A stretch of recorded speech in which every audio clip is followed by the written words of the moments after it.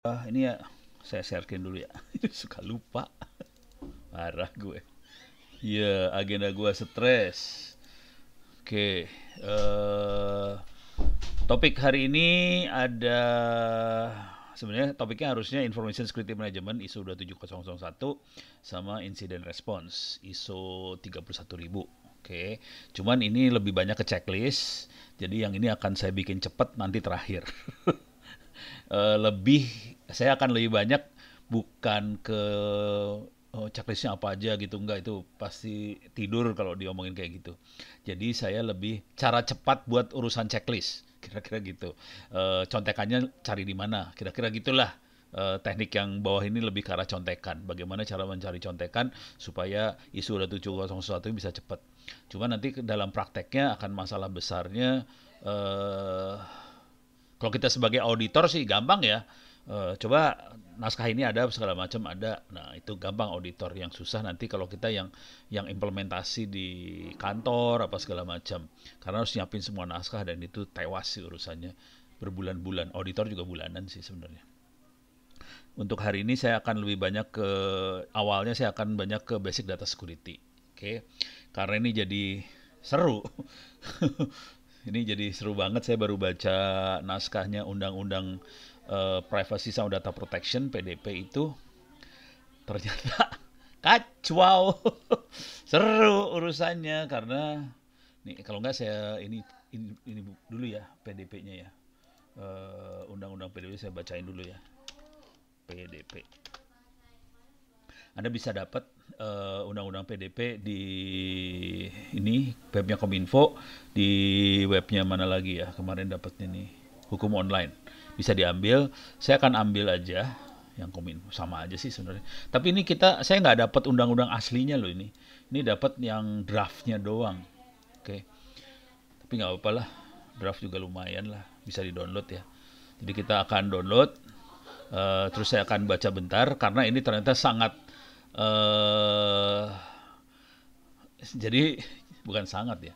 Jadi bermasalah karena dia ternyata kayaknya dibukin sama orang hukum, sama manajemen lah. Pokoknya orang-orang kayak gituan yang bikin. Jadi kita punya masalah besar sih sebenarnya. Karena secara teknologi jadi nggak bisa sebenarnya diimplementasiin beneran nih. Nih ya, silahkan dibaca-baca aja kalau mau iseng. Oke, dibaca kata-kata kunci yang penting-penting ya. Kata kunci. Saya kasih lihat kata kunci. Ada kata kuncinya, saya gedein dikit lah biar lebih seru lagi. Ada yang namanya data pribadi, ada perlindungan data pribadi itu normal, tapi ada kata kuncinya lembaganya ini dia. Pengendali data pribadi, ada prosesor data pribadi. Oke, ada corporate, ada jadi cuman kata kunci yang pentingnya ini dua nih sebenarnya, pengendali, controller, sama prosesor. Oke, ada user orang dan sebagainya. Sekarang data pribadi itu apa? Jadi yang urusan ini basic data security ini jadi yang akan saya terangkan hari ini berhubungan banget sama makhluk ini, sama undang-undang ini. Cuma yang bikin undang-undang kayaknya nggak ngerti data security di internet. Jadi nggak nyambung ini sebenarnya, kagak nyambung. Ya udahlah, gue terangin aja ya. Ini mah orang hukum banget lah. Nah, dia akan punya dua jenis data pribadi, ada yang bersifat umum, ada yang bersifat spesifik. Oke. Yang bersifat spesifik, informasi kesehatan, biometrik, genetik, catatan kejahatan, data anak, keuangan pribadi, dan lain-lain ya. Yang seru lagi tuh kayak pendapat segala macam tuh bisa masuk tuh. Oke. Nah, yang bersifat umum adalah nama lengkap, jenis kelamin, kewarganegaraan, agama, status perkawinan dan sebagainya. Yang jadi masalah sebagian besar dari ini kayak gini-ginian bisa diambil dengan doxing. Parah loh. Jadi kalau kita baca, jadi diulang ya. Data pribadi itu data kesehatan, urusannya BPJS, Kemkes, segala macam itu. Biometrik, urusannya imigrasi, KTP, apalagi SIM. Data genetika itu kedokteran lah, urusan rumah sakit segala macam. Catatan kejahatan, Kumham. Data anak, keuangan pribadi, bank, gitu ya. Nah, terus itu yang bersifat spesifik, yang umum adalah nama lengkap, jenis kelamin, kewarganegaraan, warga negara, status perkawinan dan sebagainya. Nah, data pribadi ini dikontrol oleh makhluk ini nih harusnya dikontrol. Jadi konsepnya harus ada yang kontrol, katanya dia, ada pengendali kontrolernya. Kontrolernya itu misalnya data kesehatan kan Kemkes misalnya, atau masing-masing rumah sakit. Tapi harusnya lebih ke Kemkesnya ya. Terus ada KTP, ada apa sih? Dukcapil lah di Mendagri segala macam. Nah, nanti ada yang make data-data tadi, ada yang pemakai dari data itu, namanya istilahnya prosesor data pribadi, itu yang make bisa KPU. Jadi ada lembaga yang make data tadi. Jadi bisa KPU, bisa siapalah. Jadi dia akan berinteraksi dengan si controller tadi. Nah, nanti kalau dibaca-baca ke dalam-dalamnya, si controller nggak boleh melakukan apa-apa segala macam. Nah, kalau melanggar ketentuan ada denda apa segala macam lah. Cuman yang jadi masalah adalah wah ini seru banget di ruang makan sebelah tuh, seru banget. Yang jadi masalah adalah apa sih namanya? Kita sama sekali nggak dikasih tahu teknik proteksinya seperti apa, nggak ada. Jadi teknik proteksinya adalah surat menyurat gitu. Anda nggak boleh ini, Anda nggak boleh ini, dan Anda harus bikin deklarasi, Anda tidak melakukan ini. Jadi bentuknya kayak deklarasi, kita declare, saya tidak akan ini. Jadi bentuknya nanti misalnya KPU pakai data dari Mendagri, nanti KPU bilang, data ini hanya dipakai untuk kebutuhan KPU doang, bikin deklarasi seperti itu. Cukup, udah, beres. Yang jadi masalah nih, coba kita lihat gebleknya ya. Tapi ini kemarin video saya langsung di take down sama YouTube, parah. Gara-gara ngomongin kayak gitu di take down, parah. Kita masukin sini aja lah yang paling blow on ya. Soalnya saya doxing. Lagi webinar gue doxing, kan kacau. Ini contoh paling sederhana gini ya. Kita masuk ke Play Store. Masukin aja kata kuncinya di sinilah. iKTP. Banyak banget aplikasi yang ngomong bisa ngecek iKTP gitu. Seru kan? Harusnya ini nggak ada. Terus udah gitu, ini kan langsung dari Dukcapilnya kita bisa ngambil. Nah, ini yang ngambil kan orang biasa, bukan prosesor. Nah, bonyok dah lu nggak? Terus ada cek KTP, ini orang biasa lagi. Ini orang biasa lagi. Jadi ini ngelepas. Yang ini masuk ke sono. Ya sudah lah. Tidak ada pertanyaan, tidak pernah diajak audiensi, nggak pernah. Alhamdulillah gue nggak pernah diajak audiensi. Saya bersyukur sekali saya tidak diajak audiensi, jujur. Kalau gue diajak audiensi gue stres sekali. Mendingan kayak gini, jadi tidak merasa berdosa saya. Jadi ini kalau Anda cari kayak gini nih, aplikasi kayak gini banyak banget lah. Ini kalau kayak saya ini, kan bejibun lah. Cek KTP kan bejibun. Belum lagi teman-teman lagi geblek kalau udah tahu ceritanya ya. Anak-anak mah geblek-geblek jadi orang. Jadi caranya iKTP kan ada ada chipnya di dalamnya, ada NFC-nya. Ya udah pakai RFID, dapat NFC-nya. Udah gitu kita tinggal mapping NFC ini namanya siapa. Oh, bubar loh. Dari ID-nya kita bisa dapat ya dari tag yang dari ada iKTP kita bisa mapping ke tinggal data entry. Contoh paling gampang sih kita bikin aja di hotel. Hotel kan pasti minta KTP kan. Udah di tap aja tuh KTP, dapat tag KTP-nya. Data entry lah. KTP ini namanya siapa, alamat di mana apa. Dapat KTP data. Nggak usah minta ke Depdagri juga dapat. Nggak usah jadi prosesor juga dapat. Kacau kan? Beres ya. Kalau ada kebocoran data bisa dituntutkan ke data prosesor. Ini masalahnya kayak yang bocorin bukan prosesor. Yang bocorin mah orang biasa juga bisa bocorin. Di KTP ada enkripsi, jangan khawatir. Teman, cara nge-bypass enkripsinya ya kita minta ininya aja, kita tap NOC itu apa Pak? Kita cari aja nih, ada pertanyaan, ada agak OTD ya. Security. Jadi caranya kalau ini seringkali kita nyebutnya Network Operation Center. Kalau NOC ya, NOC, Network Operation Center. Jadi pusat untuk operasi jaringan. Kalau untuk security kita bisa nyebutnya SOC. Security Operation Center, kira-kira gitu. Beres ya? Nah, ini urusan balik lagi ke KTP jadi masalah gitu. Oke. Yang jadi masalah kedua adalah kalau Anda baca-baca nanti ini, sorry, mana tadi? Mana tadi undang-undang? Ini dia undang-undang ya. Iya. Ini undang-undang dibaca lagi. Ini di bawah sih ada sih, kalau melanggar nanti bayarnya berapa gitu ada deh. Ini sorry ke atas lagi. Ke atas mana nih? Ini penjelasannya. Di bagian atas ada kalau melanggar nih. Ini melanggar. Cuman urusannya kan perampasan, pembekuan, pelarangan, penutupan, seginian, gitu ya. Oke ya. Ini ininya ya. Apa sih bukan? Oh itu hukumannya lah ya kira-kira kayak gitu. Nah, nih gitu ya. Setiap orang dengan sengaja melawan hukum memperoleh dan mengumpulkan data pribadi yang bukan miliknya maksud menguntungkan diri sendiri orang lain kena kayak ginian. Oke. Yang jadi masalah bagaimana kita bisa membuktikan bahwa dia melawan hukum, bahwa dia mengumpulkan data pribadi. Itu yang jadi masalah. Jadi nggak ada mekanisme buat pembuktiannya, nggak bisa. Ini contoh. Ini gue contoh sederhana aja ya. Contoh sederhana.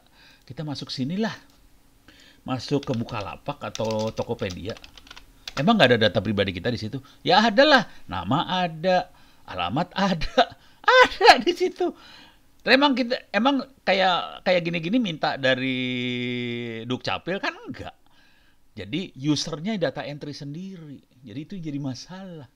Dia tidak mencolong, yang usernya memasukin data itu untuk melakukan transaksi kan kita masukin alamat apa segala macam.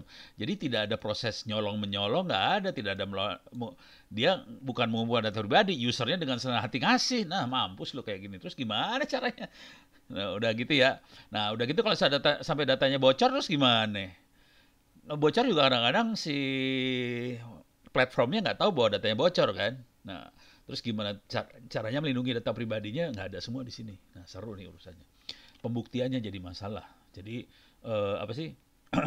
Barang bukti seperti apa yang sah di pengadilan? Itu yang jadi masalah karena kita tahu semuanya elektronik. Semuanya elektronik, soft copy, bisa dirubah-rubah. Jadi Bejorka reborn. Iya. Yeah. Makanya Bejorka susah ditangkap. Oke, jadi ini ya ketentuannya ya. Jadi kita punya masalah seperti itu. Oke, selesai itu masukin dalam kepala. Kita punya namanya PDP, cuman kalau mau diimplementasikan seru banget karena kayaknya yang bikin adalah bukan orang IT ini. Jadi IT-nya nggak kental. Kalau saya udah baca, IT-nya nggak kental banget sih. Nih, alat bukti hukum acara ini sesuai dengan ketentuan perundangan yang berlaku. Gitu aja kalimatnya udah. Alat bukti lain berupa informasi elektronik sesuai dengan ketentuan perundangan berlaku. Udah, jadi dia menyelamatkan diri dengan seperti itu. Nah, tinggal hakimnya ngerti nggak? Ini jujur kejadian di pengadilan, kejadiannya seringkali kayak gini nih. Soalnya saya pernah juga nih. Barang buktinya adalah email di print, itu jadi barang bukti. La ilaha illallah. Kita tahu sendiri yang namanya email kan soft copy, bisa kita rubah-rubah. Terus itu jadi barang bukti, kan pening kepala urusannya. Jadi itu yang jadi masalah sih. Kalau di negara lain gimana? Negara lain lebih parah sih. Kalau terutama di Eropa makanya GDPR. Oke. Data General Regulation ini di Eropa dan ini sangat strict banget. Akibatnya Amazon apa segala macam kayak Google malah kena ini denda kayak gitu ya. Kayaknya seperti undang-undangnya banyak pasal karetnya. Ya udah, kita stop dulu ya urusan politik, kita stop dulu, kita masuk ke teknologi nih ya sekarang buat ngebayangin makhluknya seperti apa. Oke. Nah, sebenarnya dasar utamanya sebenarnya harusnya undang-undang ITE, Undang-Undang Informasi sama Transaksi Elektronik. Ini udah disebut sama Mas Hendra, Undang-Undang ITE ya. Nah, silakan diambil, slide-nya ada di sini, LMS Ono Center, ORID/pustaka. Saya akan nerangin konsepnya dulu ya. Kita bisa masuk ke doc, kemudian masuk ke security. SEC ya, bukan SEX ininya, SEC. Terus di paling bawah ini ada PPT migrasi ke e-commerce. Ini slide dibikin tahun 2000, pada saat Undang-Undang ITE lagi mau dibuat. Jadi dibikinnya waktu Undang-Undang ITE mau dibuat ya. Eh, dan ini yang bikin yang saya dapatnya dari yang bikin Undang-Undang ITE sebenarnya. Jadi saya belajar ke beliau. Udah meninggal. Oke, oh sorry salah. Saya masuk ke silakan di-download tadi ya filenya.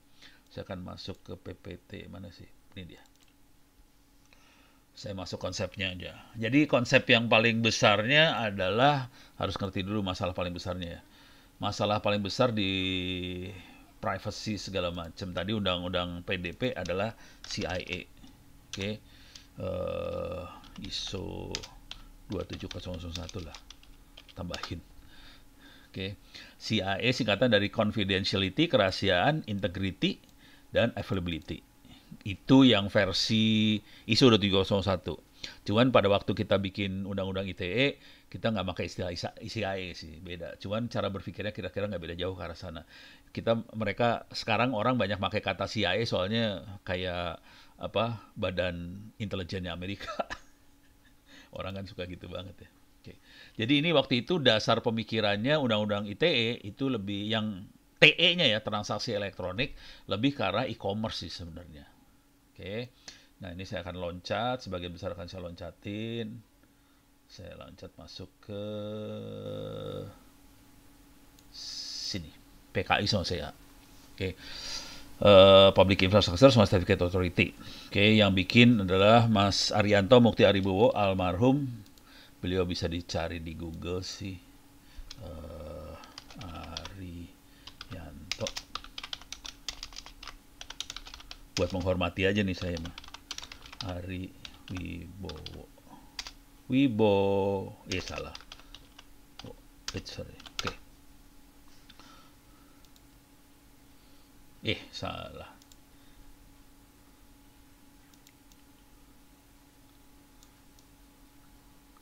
Koi paste aja paling gampang lah. Kok nggak dapet ya?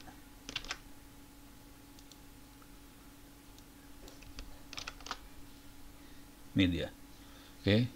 Ini nisannya. Oke. Nah, jadi saya dapat slide ini dari beliau. Oke. Pesan terakhir beliau, saya juga kaget juga sih sebenarnya waktu itu. Jadi mungkin berapa minggu sebelum dia meninggal, dia kirim email ke saya. No, tolong ilmu saya disebarin ya. Tumben, ada orang kirim email ke gitu ke gue. Nggak lama kemudian meninggal sih, buset dah. Ya udah, jadi sesuai dengan amanat yang dikasih, saya akan coba nyebarin. Cuman ini dibikin tahun 2000 dan ini yang jadi dasar Undang-Undang Transaksi Elektronik tuh yang ini. Jadi Undang-Undang ITE itu ada dua kubu yang masuk. Satu dari UI lebih ke arah transaksi elektronik, satu lagi dari UNPAD yang lebih ke arah informasi. Jadi kalau kita melihat orang-orang UNPAD lebih banyaknya ke arah informasi, undang-undang informasinya. Kalau UI lebih ke transaksinya dan orangnya ini, gitu ya. Dan kita bisa lihat makhluknya di ini kalau kita lihat ini kalau nggak salah Microsoft apa sih Internet Explorer atau apalah ya. Terus yang ini ada juga di Netscape. Tapi kalau poin yang akan saya kasih lihat adalah ininya nih sebenarnya. Ini paling kelihatan di sini paling kelihatan. Di sini ada sertifikat manusia kita, orang lain, website sama signer yang tanda tangan. Signer ini adalah certificate authority. Siapa yang bisa ngasih tanda tangan bahwa sertifikat ini valid dan sebagainya. Dan makhluk ini bisa kita lihat di sini bisa kita lihat ininya nggak ya? Saya suka lupa gitu. Kagak ada. Ini mah bukan. Settingannya dia ada di mana sih? Lupa gua. Ini cari settingan sih sebenarnya. Di sini ya. Oh, ini dia kayaknya. Iya, setting. Oke, saya masuk ke setting, saya gedein lah biar. Jadi tadi di update ini ya, update, setting, kemudian di sini ada privacy sama security. Oke. Dan di bagian bawah ada security lagi. Di bagian bawahnya lagi adalah manage security keys. Ada manage sertifikat. Oke. Ini adalah dasar dari Undang-Undang ITE. Oke, dasarnya ini sih sebenarnya. Kalau kita masuk ke sini, salah. yang sertifikat. Di sini ada your sertifikat, ada server, ada authorities. Kalau tadi ada your, ada people, ada ini. Kalau yang lain biasanya jarang. Kita masuknya ke your sertifikat, server, sama authorities.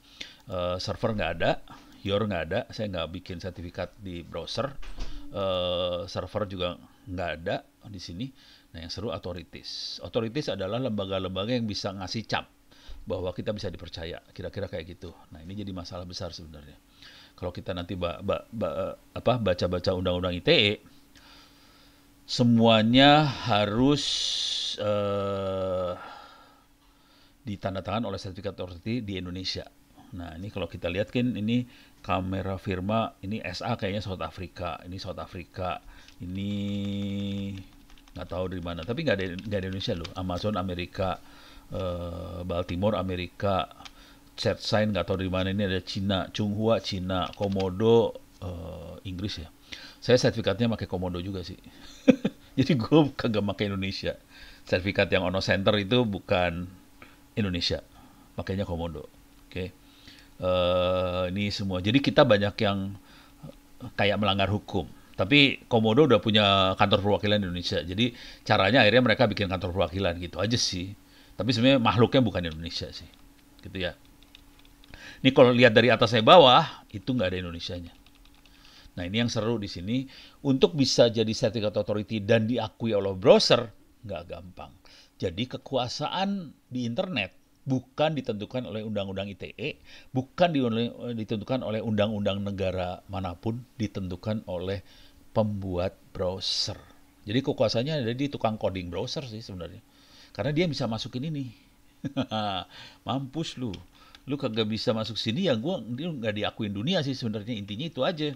Konsekuensinya kalau kita mau punya sertifikat ya kita harus request ke Komodo lah, kemana, ke DigiCert segala macam. Beres ya, kuncinya di situ. Karena ini yang akan kasih ngecap bahwa Anda bisa dipercaya. Nah, sekarang saya akan masuk ke cara berpikirnya dia. Kalau waktu awal kita bikin, isunya adalah privacy, autentikasi, integrity, non-repudiation. Ada 4. Let's encrypt free, iya benar. Cuma Let's encrypt harusnya melanggar undang-undang ITE, jangan khawatir. Tapi saya pernah pakai sih, berapa tahun gitu Let's encrypt. Oke. Komodo bayar.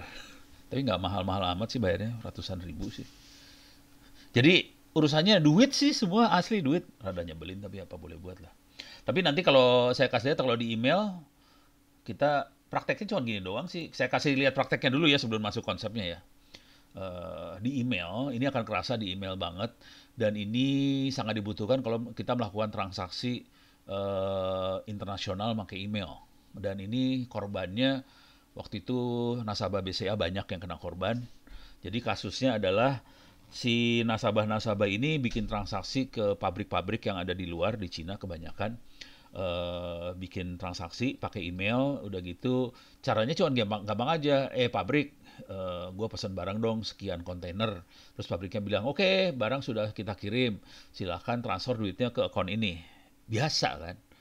Nah, cuman karena dia tidak pakai mekanisme yang ada di undang-undang ITE tadi yang dibikin sama Mas Mukti itu, nah dia itu tidak mengautentikasi itu pabrik Cina bener nggak kirim email. Nah, ini emailnya dihack. Email dihack, hackernya kirim email ke file ini, dan ini kejadian beneran ya. Saya tahunya kejadian benerannya soalnya waktu itu BCA minta saya, Pono, bisa nggak kita roadshow ke beberapa kota buat sosialisasi ke nasabah-nasabah BCA supaya kalau transaksi internasional ya lu jangan percaya langsung di sana, yang email bener-bener pabriknya bukan gitu. Terus gue kasih lihat, gue demoin cara hackingnya. Kayak waktu hacking kemarin saya demoin cara ngehacknya. Kita bisa kirim email palsu, itu nasabah biasanya percaya, duit ditransfer, bubar. Nah, padahal kalau kita praktekkan cuma gini doang sih. Kita masuk ke ininya ya. Masuk ke setting dulu ya. Ada account setting. Oh, salah bukan setting, salah. Saya masuk ke account setting dulu, account setting. Nih, account setting. Di sini ada end-to-end encryption. Ini sih ada 2 akun kebetulan di sini. Ada akun saya di security sama ITTS. Ini ada encryption, jadi kita harus bikin dulu si key-nya. Public key, private key-nya harus dibikin, nanti saya terangin kok bisa emailnya dihack gampang banget.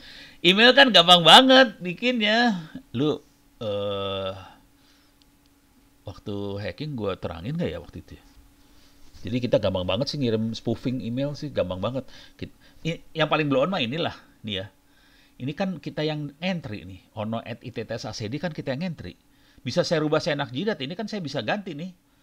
Misalnya saya bikin mail baru juga account action ya, misalnya add mail account, bisa nih add mail account. Saya kan bisa bikin aja misalnya Jokowi. Jadi saya nggak ngehack mailnya sana sih, cuma saya bisa bikin kayak gini kan, presiden ri.go.id. Oh sorry, salah, ini email ya. Ini Joko Widodo. Cuman gini aja kan, saya nanti emailnya keluarnya dengan Jokowi Presiden RI. Jadi cara ngehacknya sih sebelum ini sih kita setup akun ngaco aja, terus ya udah jadi kita bisa kirim email, udah dengan Jokowi ini. Dan yang gilanya orang percaya gitu. Di tempat lain sudah diterangkan, di sini nggak ada materinya. Oh berarti waktu hacking gue lupa nerangin yang ini kali ya.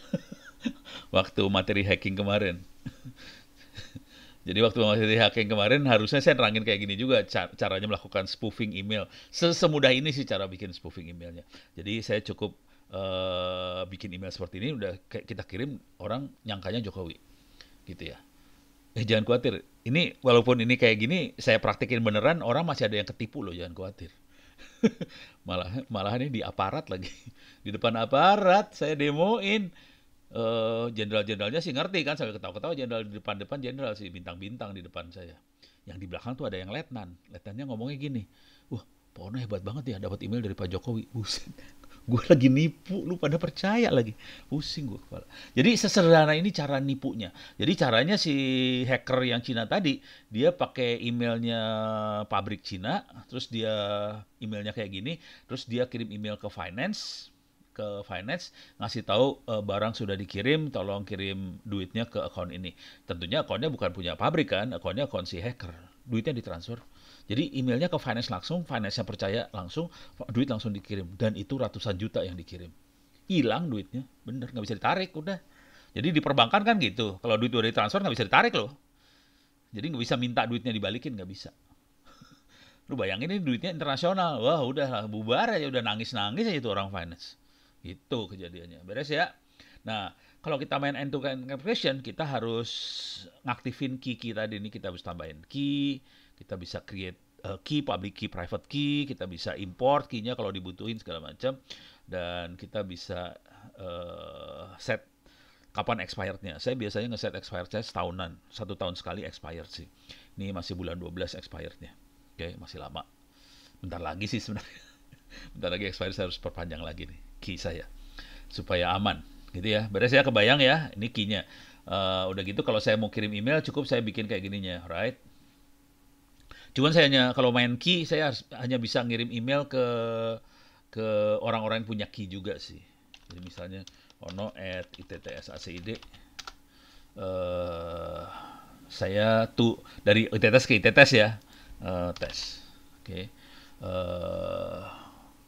Saya bisa, ini tidak di encrypt,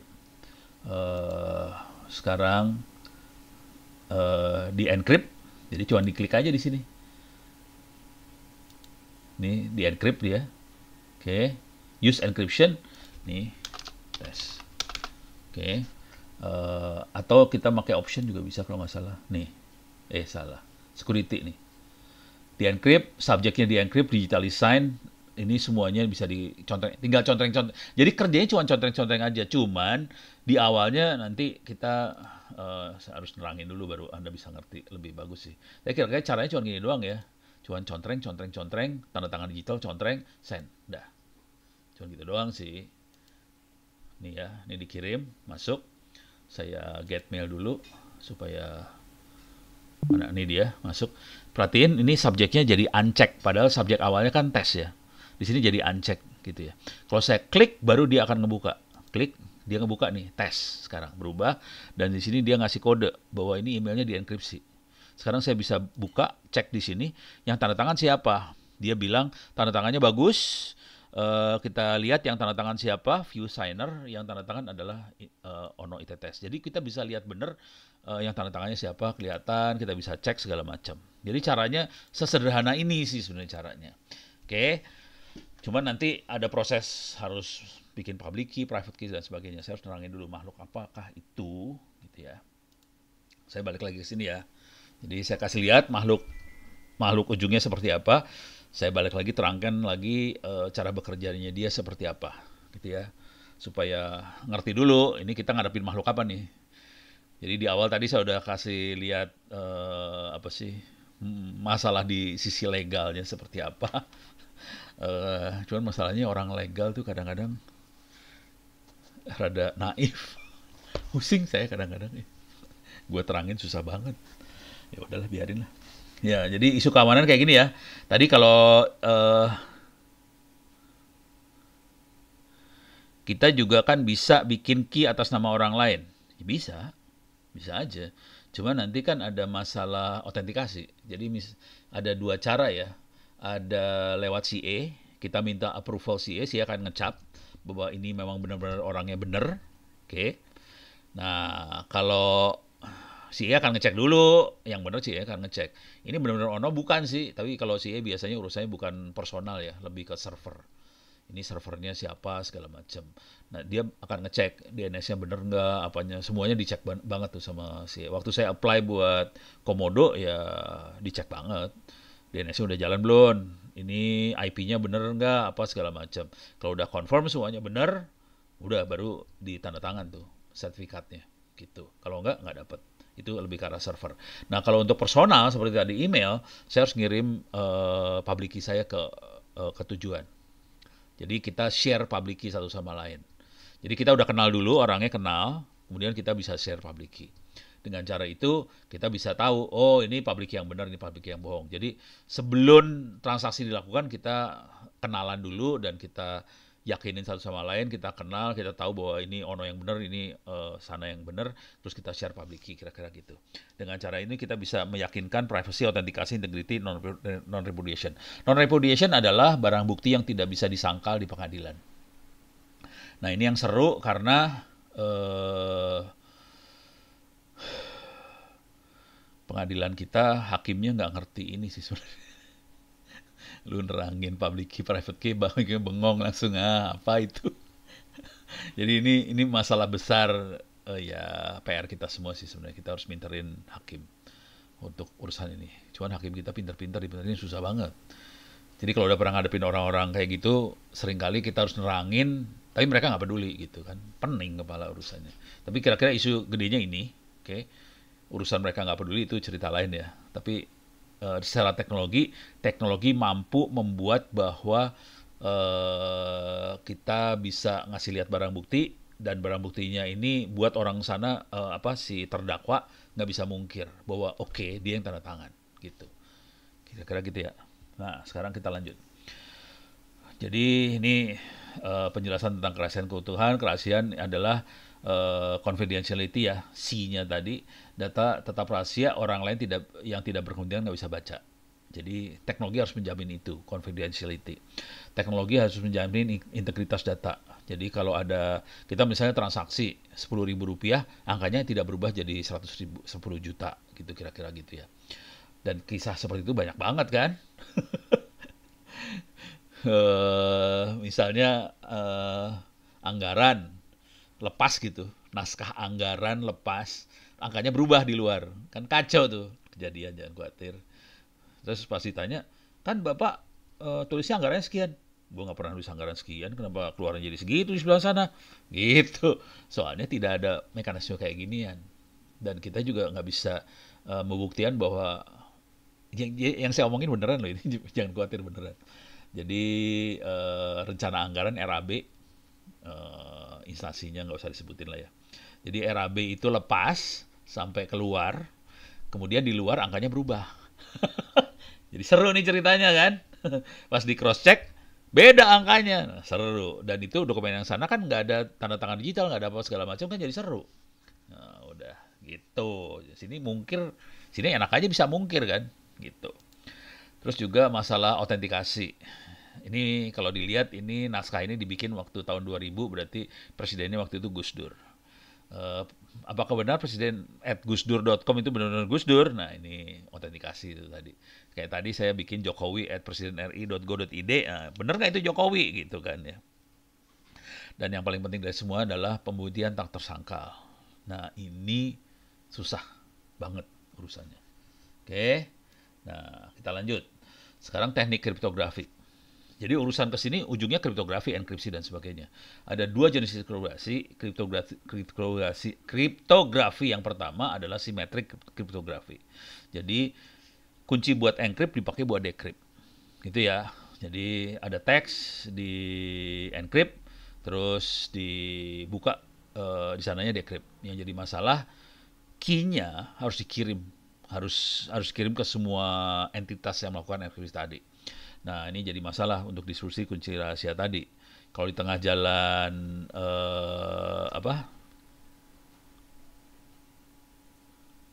mestinya ada orang hukum yang ngerti dan suka IT ya. Harusnya seperti itu sih. Harapannya seperti itu. Harusnya ada sih sebenarnya. Jujur ada orang hukum yang ngerti IT. Di UI ada dosen hukum Pak Edmond Makarim. Saya kasih tahu lah. Ini Edmond Makarim. Ini orangnya. Ini S1-nya di BINUS ya. S1-nya di BINUS. BINUS lagi Gundar Dharma. Dia S1-nya 2 di Gundar IT, kemudian di UI dia hukum. Jadi dia ada tuh, lihat ada Eskom, ada SH. Dia punya 2 S1. Jadi dia orang ini, dan dia sering ngasih advice. Cuman masalahnya kan dia minoritas gitu, yang lain kan orang hukum. Jadi kelihatan ininya nggak terlalu dominan akhirnya. Gitu. Jadi ada orangnya sih sebenarnya. Oke, balik lagi ke sini ya. Oke. Jadi ini memang salah buat ngirim kuncinya. Gitu ya. Kalau saya kuncinya diambil di tengah jalan, bubar ceritanya semua. Dan ini kejadian sama mesin kriptografinya Jerman yang ditaruh di submarine-nya kapal selamnya Jerman, namanya Enigma. Ini dia mesinnya, Enigma submarine Jerman. Ini keren nih. Nah, ini mesinnya. Oke. Ini yang udah tenggelam. Nah, kejadiannya salah satu submarine Jerman, U-boat 559 ini ketangkep sama sama tentara sekutu, sama Amerika, ketangkep. Enigmanya ketangkep, akhirnya semua komunikasi Jerman dari pangkalannya ke U-boatnya ketahuan semua, bubar semua, langsung habis. Jadi ini kisahnya. Jadi keywordnya Enigma ini legend banget, dan ini yang membuat Jerman habis. Kalau Jepang caranya tidak pakai Enigma, dia pakai kata-kata sandi. Jadi dia samarin, dia ganti kata-katanya gitu. Jadi kata yang dia rubah. Kalau Enigma ini encrypt. Jadi katanya di random sama dia. Jadi hurufnya jadi ngaco-ngaco aja semua. Kalau Jepang dia pakai kata sandi. Jadi bukan pakai enkripsi, beda. Tapi akhirnya ketahuan di Pasifik ya. Di mana sih? Kalau Jepang yang waktu kalahnya kan bukan Hawaii. Sesudah Hawaii itu apa sih? Lupa. Midway. Anak gua yang tahu. Midway. Ini hancurnya di Midway. Silakan lihat film Midway ini. Ini keren banget nih. Bagaimana cara mendekrip transmisi Morse-nya Jepang.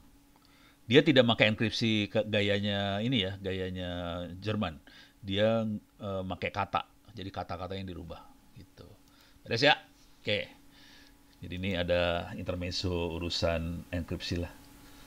Oke, balik lagi ke sini. Ini beres.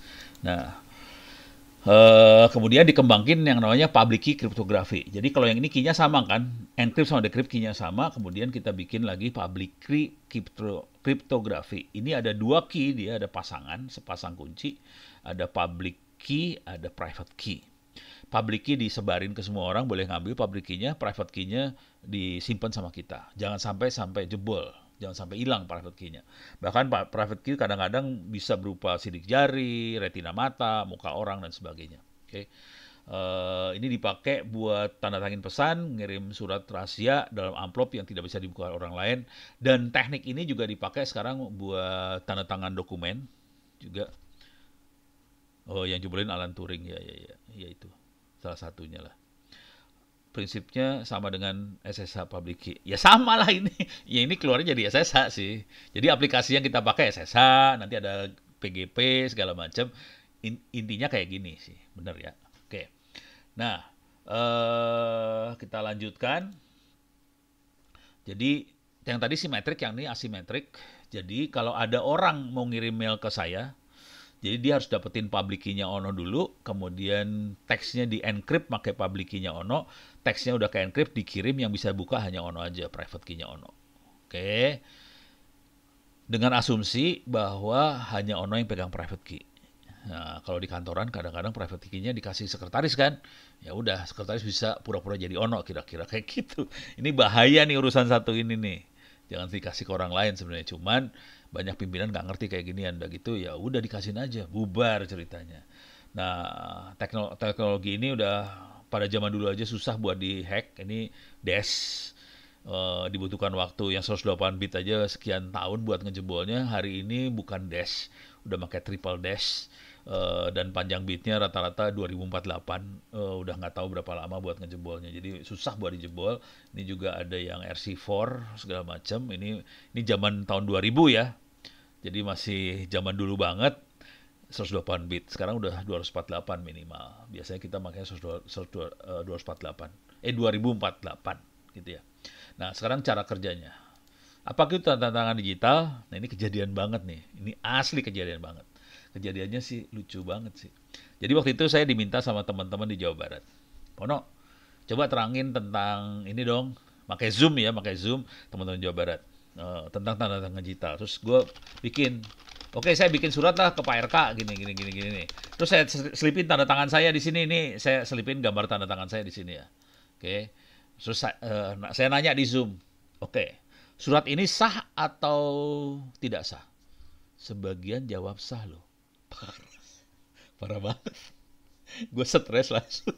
Serius loh. Jadi banyak orang menyangka bahwa tanda tangan digital adalah tanda tangan yang di-scan, yang ditempel di dokumen. Nah, bubar cara kayak gitu. Dan itu sampai kemarin itu, ini baru sekitar seminggu dua minggu yang lalu kejadiannya. Orang masih nyangka bahwa tanda tangan digital seperti itu, dan itu yang sah. Jadi bukan tanda tangan digital yang ada di Undang-Undang ITE, bukan. Padahal kalau kita masuk ke Undang-Undang ITE, tanda tangan digital kayak gini prosesnya. Ini ada teks, ada pesan, masukin ke fungsi hash, dapat sidik jari dari teks tadi. Jadi teks ini dapat sidiknya. Konsekuensinya apa di sini? Kalau teksnya dirubah satu huruf, sidiknya berubah. Ada yang apa? Ada gambar yang dirubah, sidiknya berubah. Jadi ini pokoknya teks berubah aja, sini sidiknya berubah. Oke. Jadi ini mencek integritas data. Beres ya. Nah, kemudian tanda tangan sidik teks itu di-encrypt pakai private key seseorang. Di-encrypt. Jadilah tanda tangan digital. Konsekuensinya tanda tangan digital ada dua yang dimasukin. Satu, integritas data. Yang kedua, autentikasi. Ini yang kirim siapa sih? Seperti tanda tangan sudah pakai QR code. Kalau QR code itu sebetulnya lebih bikin link sih sebenarnya. Ya bisa apa aja sih sebenarnya. Boleh aja. Jadi ini dirubah bentuknya jadi QR code. Sah, nggak masalah sih. Gitu ya. Sekarang hashnya udah 256 ya. Ini masih hash yang jadul sih sebenarnya. Tapi kira-kira cara berpikirnya kayak gitu ya. Jadi boleh pakai QR code, bisa juga QR code berupa link juga nggak masalah. Ini bisa jadi QR code kalau mau juga bisa, nggak masalah. Jadi bisa jadi QR code. Jadi bentuknya kayak gitu ya. Dan kalau kebanyakan sekarang mereka bentuknya QR code supaya gampang ngeceknya. Jadi nggak usah diketik atau apa, pakai QR code pakai kamera langsung keluar segala macam, sah, nggak masalah. Oke, kita lanjut ya.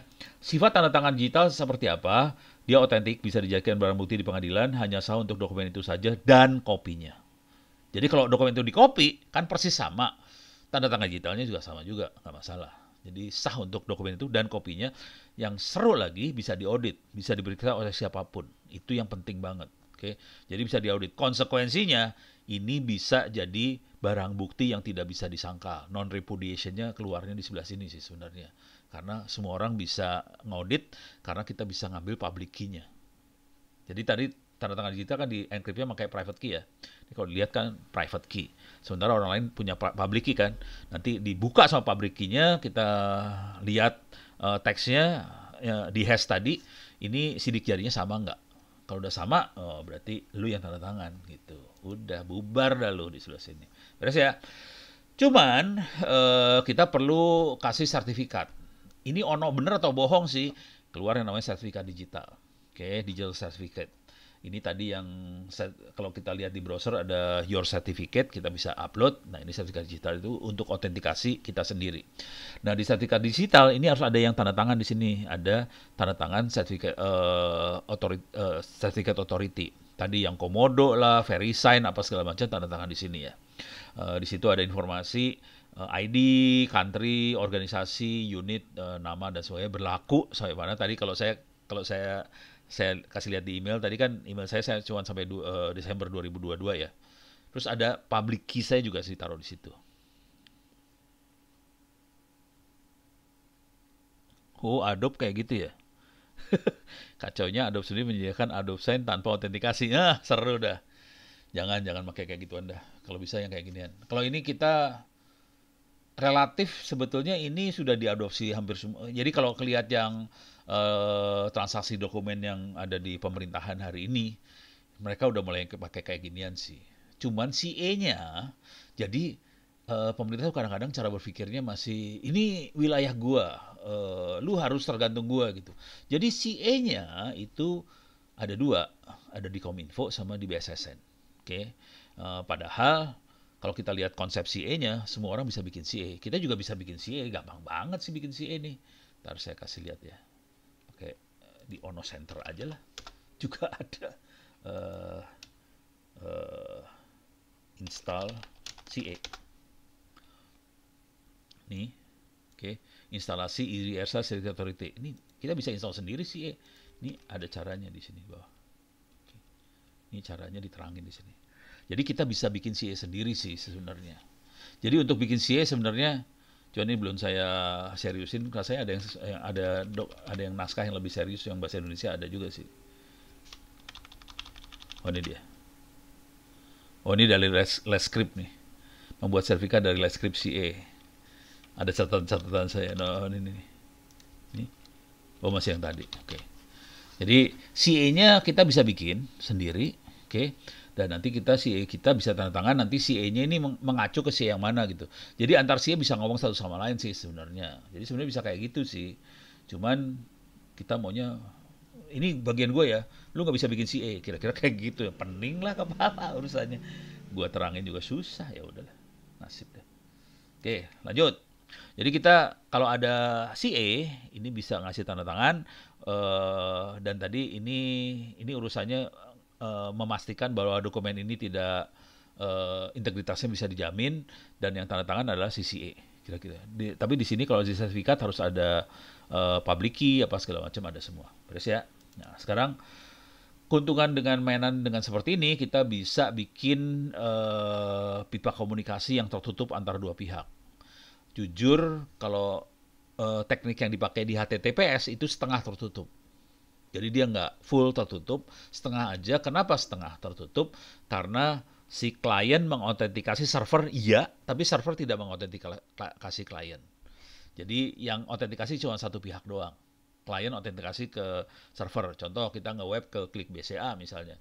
Ya udah kita autentikasi ini Klik BCA benar atau bohong. Nanti kita cek ke Certificate Authority-nya, ini Klik BCA benar, oke, confirm. Oke. Kalau salah konfirmasinya nanti ada keluar seperti ini, untrusted site gitu kira-kira, ada warning ya.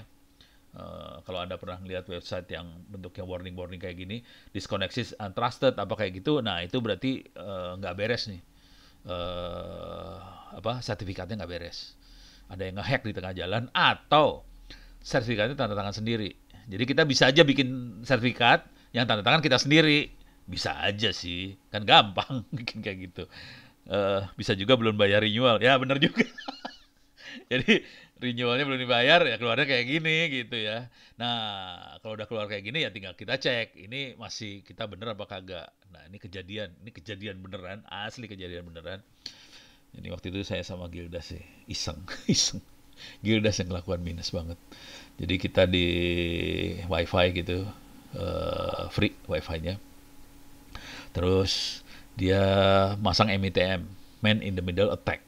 Oke, MITM dipasang, terus kira-kira jadi prosesnya Man in the Middle Attack ini kayak kita nipu semua user yang ada di wifi itu dan bilangin bahwa kita yang jadi gateway ke internet. Udah gitu kita jalanin proxy dan gilanya proxy-nya bisa proxy HTTPS. Udah gitu pas ada orang gelo juga sih. Ada orang nge-web ke klik BCA, keluarnya kayak gini sebenarnya. This site is untrusted gitu ya. Orang normal kan next, next, next, next, next. Nah, kita juga ngetes ngomong sama CS-nya waktu itu. Ada CS-CS yang nggak terlalu pintar. Bilangnya kan gini, udah di next-next aja biar jalan lagi. Gitu aja. Padahal kita lagi MITM. Ya sudah, pas di next jebol itu. Kita bisa ngambil duit orang. Asli kejadian. Beres ya. Apakah tanda tangan digital yang diakui secara hukum hanya melalui yang terdaftar penyelenggara sertifikat elektronik Indonesia? Maksudnya CA Indonesia, gitu ya. Di Undang-Undang ITE, CA-nya harus di Indonesia. Nah, cuman solusinya, jadi kalau kita pakai CA-nya punya BSSN sama punyanya, apa sih namanya tadi? Kominfo, itu dua makhluk itu nggak ada di dalam browser itu. Jadi kalau kita pakai punya mereka, berapa ya kita urusannya? Nanti keluarnya di security site is untrusted keluarnya. Karena CA-nya tidak diakui sama browser. Jadi solusinya yang terjadi adalah kita pakai CA-nya luar yang punya wakil di Indonesia. Gitu. Jadi cara ngeceknya gampang lah, ke Google Maps aja. Paling nggak setahu saya ada dua paling nggak minimal ada di Indonesia. VeriSign kalau nggak salah ada. VeriSign apa yang ada ya? Bukan VeriSign berarti. Bisa dicek dulu sih. Kalau nggak kita cek aja ya. Open SSL. Bisa ngecek gampang sih ngeceknya. Gue lupa soalnya yang punya ini siapa. Oke.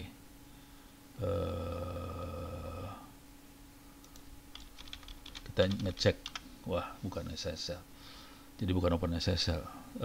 Apa ya? Keywordnya ya. Cek bang. Ada nggak? Internet offline. Oh, nggak ada. Itu waktu itu SSL bang.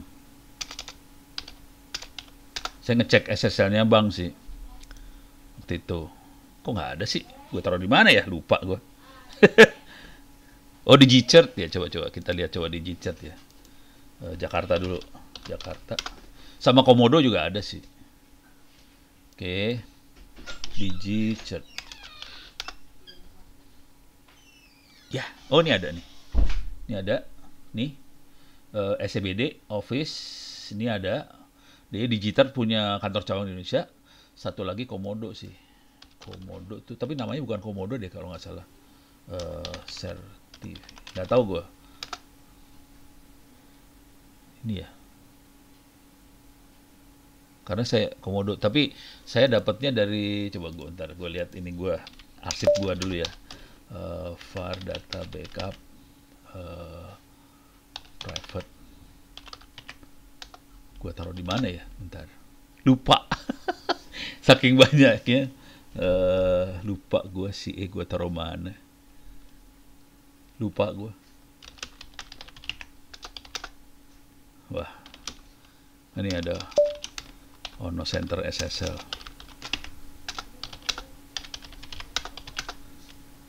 Wah, bahaya nih kalau dibuka. Tapi itu sertifikatnya itu saya harus buka dulu supaya saya tahu perusahaannya apa gitu.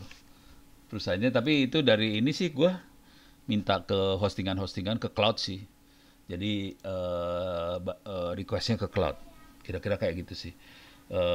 Dan cloud ini yang ngasih sertifikat ke saya. Jadi nggak langsung ke komodonya. Jadi ada ininya di Indonesia sih. Jadi ada kayak distributornya apa wakilnya di Indonesia ada. Jadi nggak parah-parah banget sih. Coba gua cari di sini ya. Cek HTTPS Bank.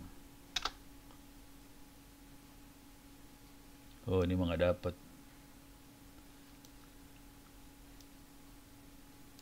Open SSL. Nggak ada. Coba Ono Center. Oh ini dia. Ini dia. Oke. Ini cara ngeceknya ya. Ini cara ngeceknya dia pakai CE-nya siapa gitu ya. Misalnya saya akan ngecek nih. eh jadi saya udah bikin skrip-skripnya. Cara ngeceknya cuma di klik kanan copy gini aja. Jadi pakai OpenSSL, S client, connect, iBank, klik BCA 443 HTTPS ya. Terus kita bisa ngecek sertifikatnya caranya kayak gini. Ini saya gedein lah biar Anda bisa ngelihatnya enak.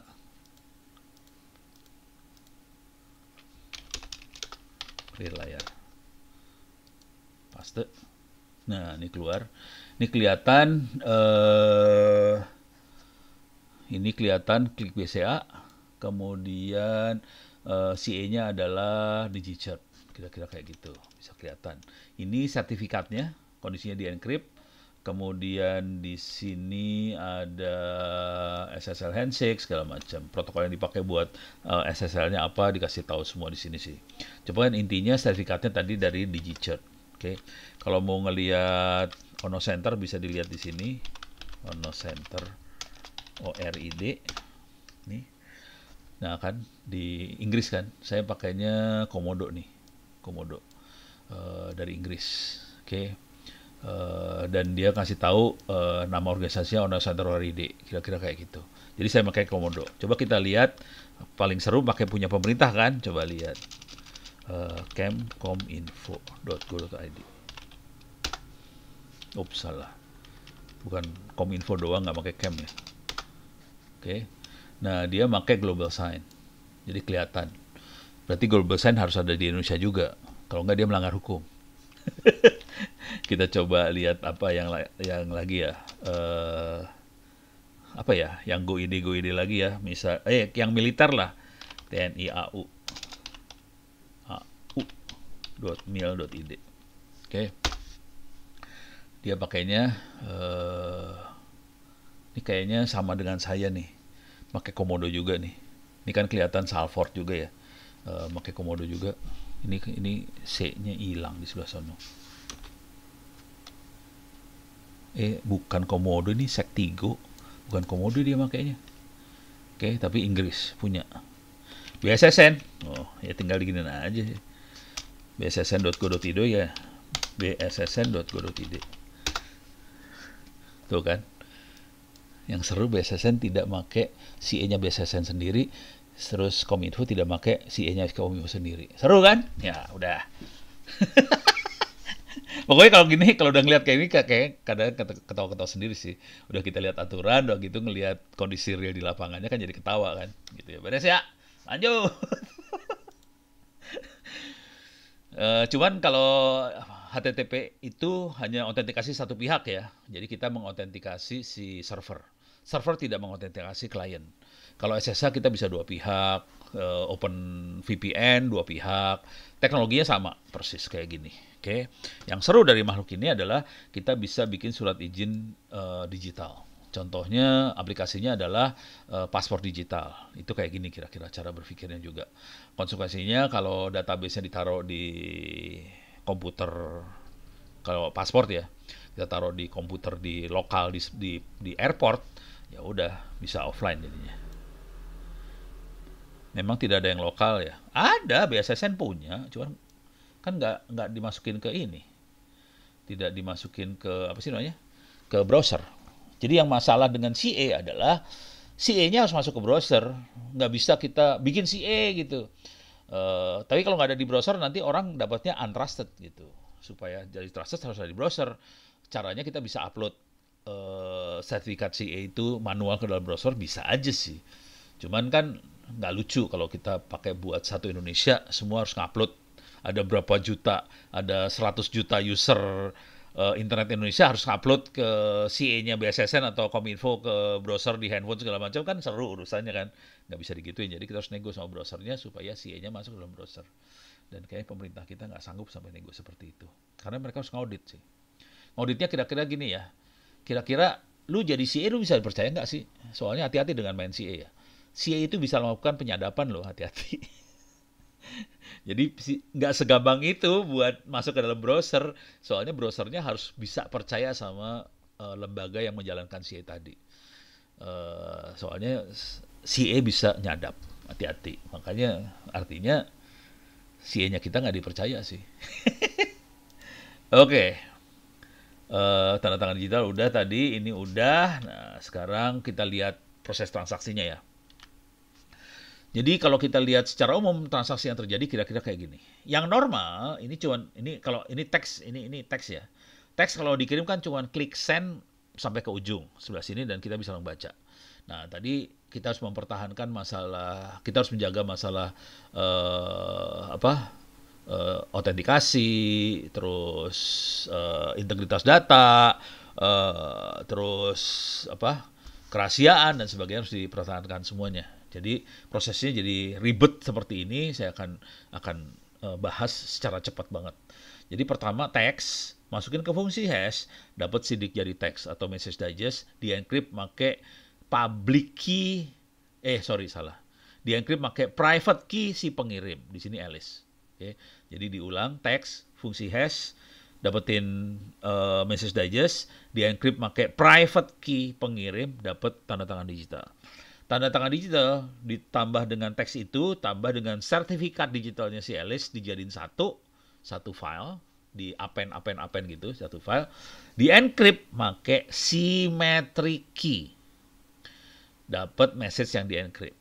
Nah, yang jadi masalah symmetric key ini harus dikirim ke ujung sebelah sana dan orang lain nggak boleh sampai bisa ngebuka symmetric key tadi. Supaya symmetric key bisa sampai ke ujung sebelah sana dan tidak bisa dibaca sama orang lain, tidak bisa diambil sama orang lain, caranya symmetric key-nya di-encrypt pakai public key-nya Bob. Oke. Supaya hanya ini kan yang ujung sebelah sana Bob ya. Jadi symmetric key di-encrypt pakai public key-nya Bob. Hanya Bob yang bisa dibuka, kita punya digital envelope. Jadi kita punya message yang di-encrypt sama amplop digital. Message di-encrypt dan amplop digital dikirim, orang nggak ada yang bisa buka sama sekali. Karena yang bisa buka hanya Bob yang punya private key-nya. Oke, nah sampai di ujung sebelah sana, digital envelope-nya dibuka, di-decrypt pakai private key-nya Bob, dapat symmetric key ini. Symmetric key ini dipakai buat buka message yang di-encrypt. Jadi message yang di-encrypt, di-decrypt pakai symmetric key yang dihasilkan dari digital envelope tadi. Ini dapat semua nih. Message, tanda tangan digital, sama sertifikat digital dapat. Pada titik ini, kita bisa baca. Jadi udah bisa baca sih sebenarnya. Jadi message bisa kebaca. Yang jadi masalah di kita adalah yang kirim benar-benar si Alice bukan. Teksnya benar-benar ini bukan. Dirubah nggak teksnya di jalan? Caranya kita harus bandingkan message digest nih sekarang. Jadi si teks masukin fungsi hash yang sama yang sebelah sini, dapatkan message digest. Nah, terus dari tanda tangan digital di decrypt pakai public key-nya Alice. Public key-nya bisa diambil dari sertifikat digitalnya Alice, dapat message digest. Dua message digest di compare, kalau sama beres urusannya. Ini ada yang nanya, komunikasi dengan saya selain Twitter kemana ya? Oke, saya tulis aja ya. Sebaiknya sih pakai Twitter. Bukannya apa sih, biar semua orang bisa ikut pinter lah. Jadi kalau Twitter saya ini, kalau mau komunikasi pakai email, bisa ke ITTS ACD, bisa juga ke Indonet. Saya punya masalah sedikit dengan Indonet karena Indonet menjalankan program buat anti spam otomatis. Jadi ada kadang-kadang ada yang email yang kena anti spam. Jadi kalau kan programnya juga nggak pintar-pintar amat ya. Jadi kalau ada yang dia nyangka itu spam, emailnya bakal di-delete. Jadi kalau mau aman, kirim dua sekaligus, TTS sama internet. Cuman saya lebih prefer pakai Twitter supaya orang banyak bisa pinter, itu aja sih. Kan tujuan hidup saya bikin orang pinter. Tapi kalau kalau mengirim duit jangan lewat Twitter, pakai email aja. Public key-nya Bob bisa saja diambil oleh Alice pada saat Alice kirim pesan. Ini teorinya kayak gini. Jadi bisa aja sebelum ini dilakukan Bob ngirim public key ke Alice. Bisa aja sih. Nah ini saya kasih contoh ya. Cara ngirim public key gampang banget sih. Misal gini, saya akan write. Oke, saya akan kirim mail ke email-email saya lah. Ono ITTS, terus koma, sorry, ono at Indonet, sama ono purbo at security. Saya akan kirim public key ya, public key OWP. Oke. Caranya gampang, cuman security. Ini digital sign. Nih, ini udah saya contreng nih. My public key sudah di ini ya, sudah saya attach langsung. Karena udah saya contreng sih. Kalau nggak mau saya kirim, kita buka kayak gini, udah nggak kekirim. Cuman kalau saya contreng ini, saya klik, saya udah attach nih. Jadi cuma gini doang sih ngirim public key. Ini saya kirim send. Oke. Biar dia ngirim dulu. Oke. Nah, ini kalau di sini langsung keluar ada public key OWP. Saya klik di sini. Nah, ini ada Open PGP ASC belakangnya. Saya klik, bisa saya langsung klik kanan ya. Import Open PGP key. Accept, verified, import. Nah, dia langsung tahu. Jadi masuk ke manage key. Jadi ada management key di dalam Thunderbird. Dia langsung, oke, ini public key-nya punya Ono masuk daftar. Kira-kira kayak gitu. Kalau mau ngelihat manajemen ini juga saya bisa. Ini kebetulan ada di sini semua sih. Saya get mail dulu ya. Ini yang Ono Purbo Security ada di sini juga sih. Curang banget ya si Ono. Import, saya accept, import, masuk. Oke. Nah, sekarang kita bisa masuk ke manajemen key-nya sih sebenarnya. Manage mana key? Mana ya? Tool. Mana dia? Oh, ini dia. Open PGP Key Manager. Adanya di tool, ada Open PGP Key Manager. Nah, ini adalah key-key yang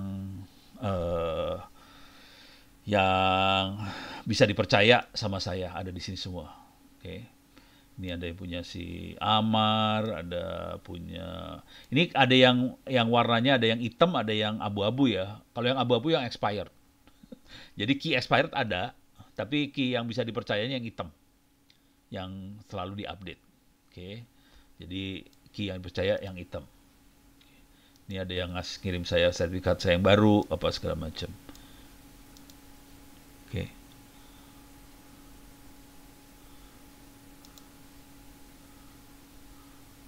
Nih, Suyanto, ini sertifikat saya gitu, dia ngasih. Oke. Jadi di antara kita, jadi tekniknya di antara kita adalah sebelum komunikasi dilakukan kita saling ngirim ini sertifikat.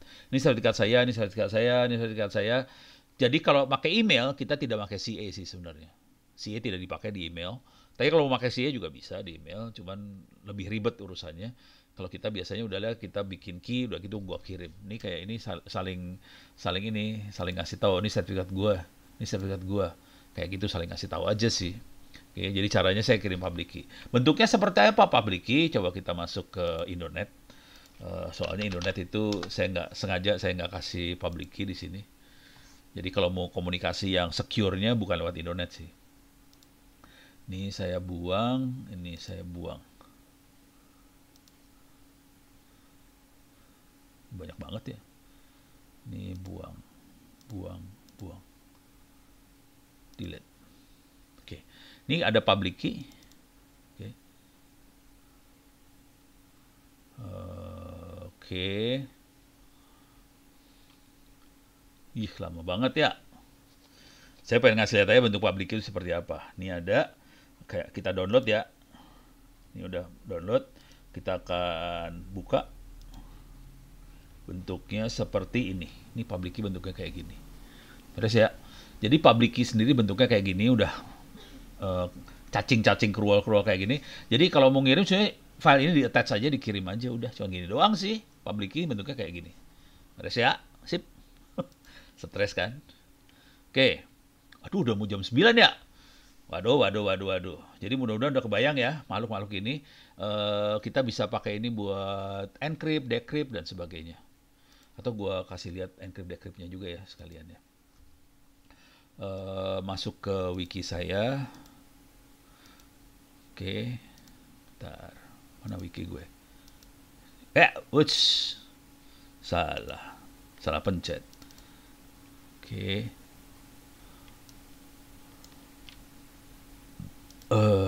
Ini nggak kepake. Masuk ke Ono Center Wiki lagi. Oke, saya akan masuk ke GNU Privacy Guard. Ini implementasinya. Kalau SSL dipakainya di mana sih namanya? Di web biasanya.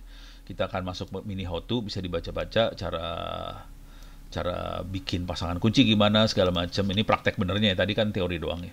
Ini praktek benernya kayak gini bisa. Jadi cara bikin kunci kayak gini, GPG generate key, nanti key-nya bisa jadi. Cuman ini kalau kita pakai command line. Tadi saya kasih lihat. Iya, panjang gue besok pagi harus ke Tangsel nih, bisa teler.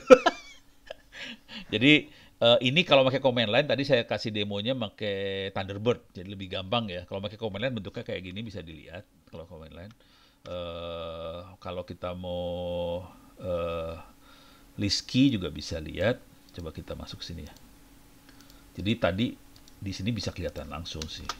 Jadi key yang ada bisa kita lihat kayak gini, list key more gitu ya. Nah, kita bisa lihat key apa aja yang bisa saya lihat nih. Banyak banget sih key saya. Oke, banyak banget ya. Udah beres. Jadi kita bisa lihat key yang saya punya apa aja. Terus key saya bisa kelihatan juga.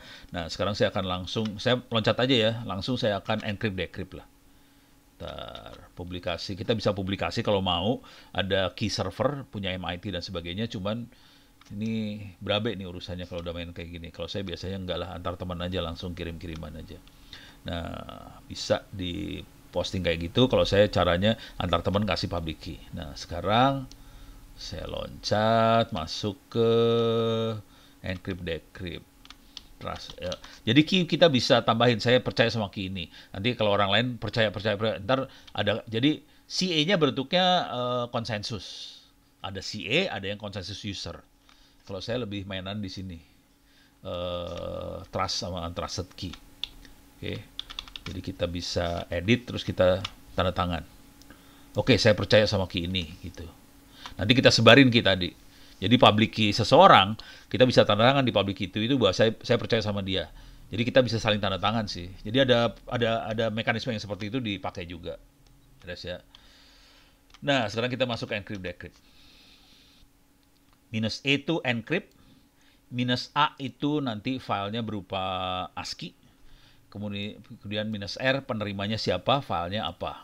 Penerima dalam bentuk email ya, penerimanya siapa, emailnya apa. Nah, kalau decrypt output file yang akan di decrypt apa, yang belakangnya ASC. Kalau dia bentuknya ASCII, kalau dia binary, belakangnya GPG biasanya. Oke, jadi ada dua jenis nanti filenya, ada yang berupa ASCII, ada yang binary. Saya biasanya ASCII aja, nggak masalah. Jadi walaupun dikirim nggak akan kebaca. Coba kita teks di sini ya. mkdir tes. Saya bikin folder tes aja ya. cd tes. Clear layar. Oke. Touch atau langsung VI aja ya. Ini percobaan.txt. Ini percobaan.txt. Ini percobaan aja gitu isinya. Jadi kita punya gede. Oke. More. Ini percobaan txt. Nah, isinya cuma kayak gini doang ya. Oke. bisa kita baca. Sekarang saya akan encrypt ya. GPG minus encrypt minus ASCII minus penerimanya siapa, misalnya penerimanya adalah ono@itts.ac.id, filenya teksnya adalah ini percobaan.txt. Oke. Sudah saya enter. Kalau kita ls ada dua file nih, ini file asli, ini belakangnya .asc karena saya kasih dalam bentuk ASCII. Kalau yang more ini percobaan teks kayak gini bentuknya. Oke, coba tambahin ASC-nya. ASC, mampus loh. Bentuknya mulai horor. Beres ya? Karena di encrypt dia. Nah, kalau udah kayak gini, ini file teks ini bisa kita kirim pakai email ke tujuan juga bisa. Yang bisa baca hanya yang punya private key-nya ini ya. Jadi misalnya, jadi waktu kita bikin public key private key, kita identitasnya pakai email biasanya. Nah, tidak. Jadi misalnya kita udah punya public key-nya jadi public key-nya tujuan kita udah ada dalam PGP list itu, udah kita masukin, ya udah kita kalau mengirim tinggal gini aja. Jadi ini teknik kirim yang pakai command line ya. Kalau tadi saya kasih lihatnya pakai Thunderbird ya, bisa juga lebih enak kalau Thunderbird. Ini pakai command line kayak gini, ini tinggal di attach aja. Sekarang kalau mau dibuka, cuman gini aja, clear layar, gpg minus decrypt. Ntar gue lupa perintahnya apa sih tadi? Minus output file, input file. Minus output file. Nah, output filenya saya ganti nama ya. Ini hasil decrypt.txt. Oke. Input filenya adalah ini percobaan.asc. Gitu ya. Jadi nanti nama filenya ini hasil decrypt.txt. Inputnya ada .asc belakangnya. Saya enter. Oke. Langsung dia bilang ini di encrypt pakai key-nya panjangnya 3072 bit. Oh, keren banget ya, bukan 2048. 3072 men. Jadi yang apa? ID-nya dibuat ini dari Ono ITTS. Ketahuan identitasnya siapa segala macam. Sekarang kita lihat more. Ini hasil decrypt. Sama isinya persis. More ini percobaan. Sama isinya. Ini sama persis. Gitu ya. Tapi yang tadi di encrypt. Oke, beres ya. Oke, ada pertanyaan? Nggak ada. Kita masuk ke urusan ISO 2701 sama apa sih tadi? Ini ya. RIS ini. Sorry, gue punya waktu sekitar 30 menit lebih. Cukup lah. Itu mah gampang. Oke, saya masuk ke sini, masuk ke Cyber Army. Jadi ini slide yang bikin teman-teman Cyber Army sih. Yang lebih sakti mereka daripada gua sebenarnya. Kita masuk ke incident response lah. So, forensik. Forensik udah diterangin kemarin ya. Ini lebih bagaimana caranya kita merespons kalau ada insiden. Sama risk manajemennya seperti apa. Bagaimana memanage risk gitu ya. Jadi kalau di cyber security tujuan utamanya adalah mengidentifikasi, mitigasi, sama manage risk. Kira-kira kayak gitu. Risk itu ada macam-macam. Risk terhadap aset, threat, sama vulnerability. Di sini ada yang critical, ada yang karena nilainya, ada karena threat itu karena likelihood, kemungkinan kejadian, impact, dan sebagainya. Vulnerability karena akses, existing control, attack, exploit. Kira-kira kayak gitu. Oke. Nah, prosesnya selalu siklus nih sebenarnya. Siklik semuanya muter sih sebenarnya. Jadi prosesnya waktu melakukan manajemen dari risk, selalu kita set konteksnya dulu, identifikasi risk, analisa, evaluasi, treatment, mengatasinya seperti apa. Oke. Terus monitoring, review, ini bolak-balik muter aja terus ini, jangan khawatir ini muter terus nih. Itu beres ya. Nah, terus ini struktur skenarionya kira-kira gini, ada 5 yang biang kerok risk yang bisa dilihat sebagai risk. Aktornya internal eksternal, ada tipenya miscellaneous, accident, error, failure, nature, eksternal karena faktor eksternal. Eventnya bisa disclosure, interruption, moderation, theft, pencurian, destruction, ineffective design, ineffective execution, rules, regulation, unprohibited use. Kira-kira kayak gitu. Ini dari sisi event. Beberapa bukan manusia, gitu, beberapa bisa manusia. Seperti kalau ada apa gempa bumi itu kan resiko, tapi bukan manusia, ada yang manusia juga ya. Aset resource bisa manusia, people, skill, strukturalisasi, proses, infrastruktur, IT infrastruktur, information application, dan waktu. Jadi ada 5 ini yang berkontribusi pada risk, skenario risknya. Pada saat risk sudah diidentifikasi, prioritas existing control harus analisa bagaimana secara efektif kita bisa mitigasi risk tadi. Kira-kira kayak gitu. Analisa ini akhirnya kita bisa meranking risk tadi. Oke. Dan setelah dapat ranking, kita bisa ngatur kontrol apa yang perlu kita masukkan untuk atasi mitigasi risk tadi, atau nggak perlu kontrol. Artinya kita nerima risk. Jadi ada proses yang kita bisa kontrol, tapi ada juga kalau kontrol itu rugi, kemahalan banget gitu. Ya udah aja terima gitu. Jadi ada proses itu juga sih. Jadi ada yang terima nasib, ada juga ini. Oke, jadi intinya gini, cost untuk kontrol, including operation, should not exceed the value of asset it is protecting. Jadi urusannya duit juga sih. Jadi kalau duitnya kegedean, ngapain kita ini? Beres ya. Nah, terus ini workflow-nya kira-kira gini. Risk scenario, begitu kita lakukan risk analysis, kita bisa bikin mapping, ranking dan sebagainya. Kemudian kita kalau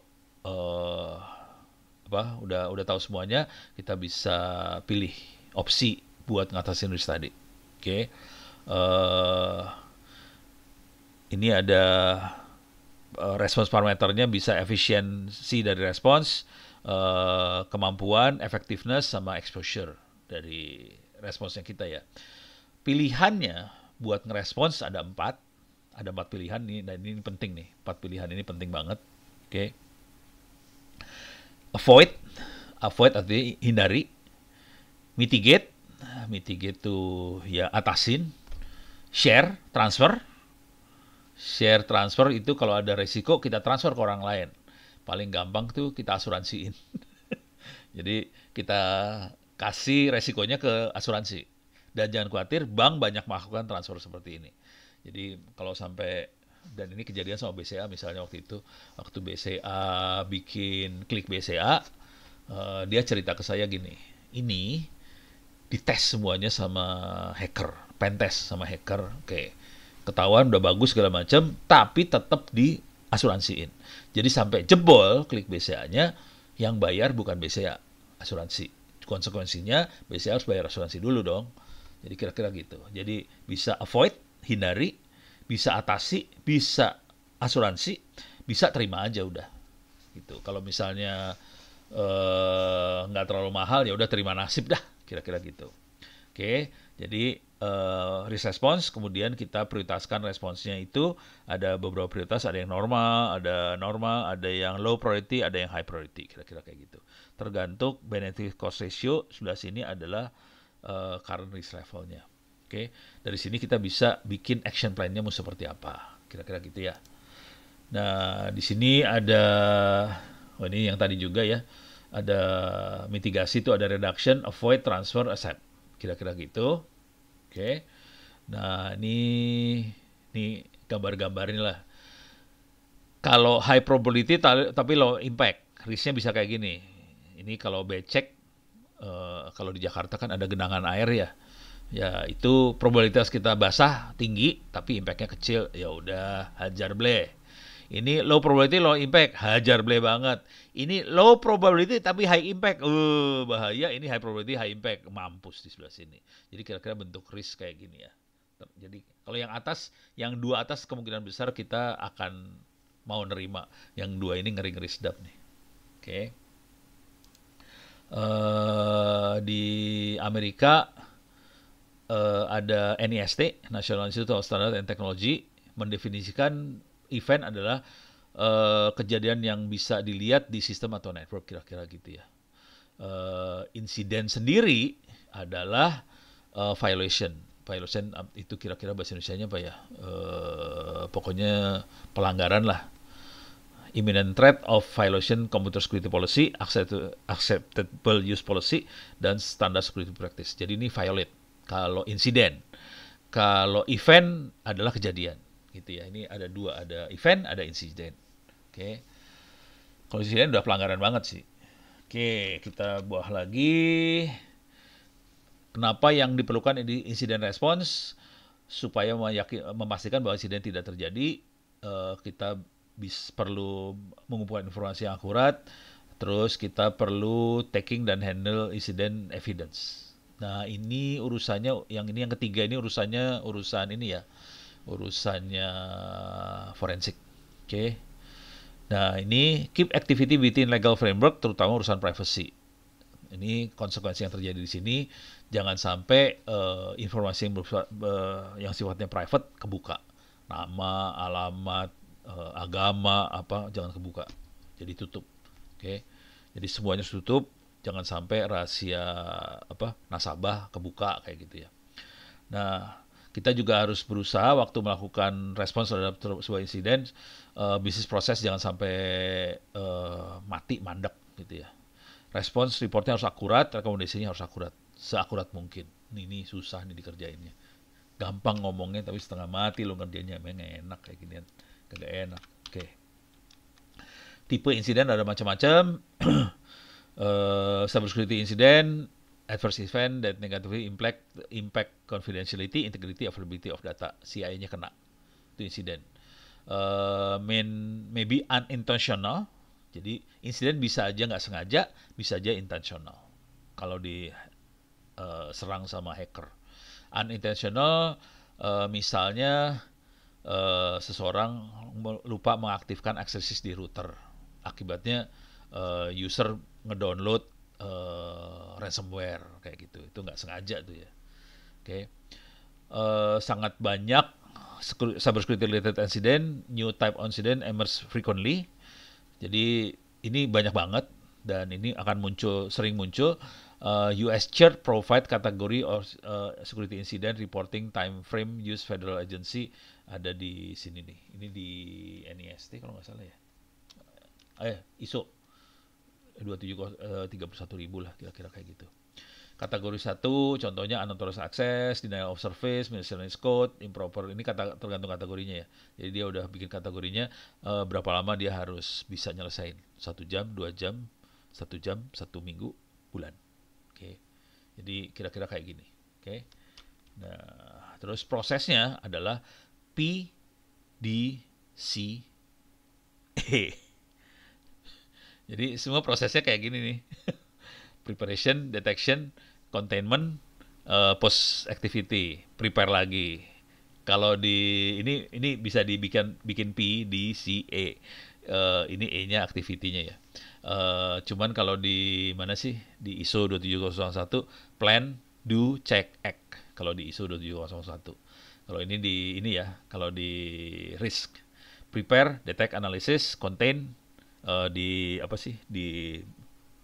konten tuh isolasi lah, kemudian post incident. Jadi proses ini harus muter terus. Ini jalan terus nih.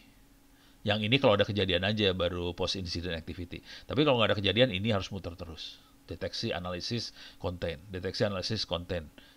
Gitu. Ini jalan terus, gitu ya. Dan seru tuh urusannya. Apalagi kalau udah ngadepin bintang 1, 2, 3. Kepala kita bintang 7 langsung soalnya. Saya ngadepin soalnya. Pening kepala. Pertanyaannya lucu-lucu soalnya. Pas ngeliat layar. Pak Ono, itu yang di layar apaan ya? Wah seru dah lu. Neranginnya gimana ya? IP address neranginnya gimana coba? Pening kan? Pusing. Bahwa itu dari negara mana? Pusing neranginnya, saya pusing asli. Mendingan gue ngomong sama anak IT. Kalau bukan anak IT, pusing kepala deh. Jadi cycle ini kayak gini tadi. Cycle-nya ini terangin yang tadi. Oke. Preparation itu apa aja yang harus di checklist, establish approach, establish policy, establish communication, developing criteria, developing process, activate incident management, secure location, segala macam. Ini harus dikerjain beneran. Dan ini nggak gampang. Oke. dan nanti harus melakukan identifikasi. Oke. Kalau ada kejadian ini harus report ke siapa segala macam harus dilakukan nih ya. Oke.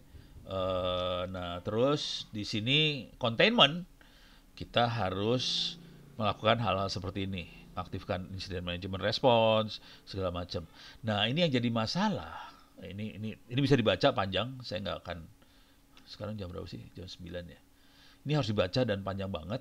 Notify appropriate stakeholder, obtaining agreement on action, getting IT representative, represent issue, obtaining preserving evidence, ini urusan forensik, documenting, tracking, backup, controlling, management segala macam. Ini harus dikerjain. Nah, ini yang jadi masalah adalah, ini langsung ke bawah ya, eradication itu buat ngilangin.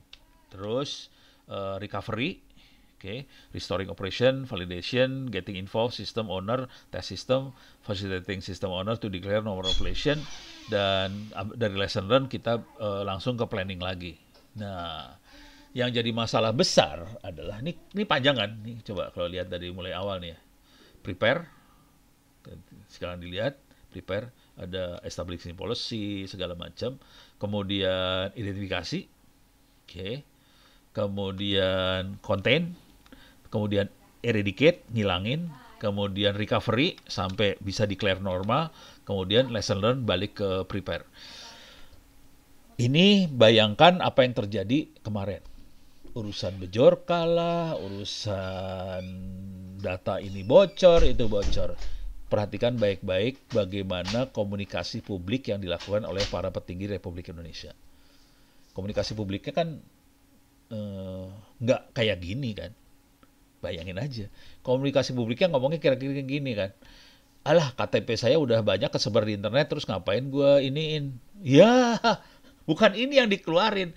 Harusnya komunikasi publiknya adalah, oke, dia bocor, kita sudah melakukan ini, misalnya identifikasi, kenapa saya bocor, kemudian kita melakukan containment, kemudian kita berusaha melakukan eradicate, kemudian kita recovery. Ini dalam proses recovery, mudah-mudahan jam sekian udah recover, bisa normal gitu. Harusnya seperti itu, dan nanti di sini juga harus ada ini kan tadi, di sini tuh ada ini ya, obtaining preserving evidence. Jadi kita harus ngomong bahwa oke, tim saya sedang melakukan forensik dan kita sedang mencari penyebabnya apa, yang melakukan siapa segala macam. Ini harus diomongin. Jadi para petinggi kita banyak salah cara komunikasi publik. Itu ya. Akibatnya apa? Dibabat habis lagi. Tahu sendiri anak-anak mah gila semua di lapangan ya. Lu salah ngomong kan dihajar, ya udah, karena nggak pada belajar makhluk ini nih, kagak belajar, ini proses ini harus dilewatin, ini pimpinannya kagak belajar, terus asal ngomong lagi, wah bubar dah. Beres ya. Hacker jangan menyerang di proses yang mana. Ya itulah. Hacker jangan. Ya itu nggak usah nyebut siapa yang ngomong ya. Tega lu.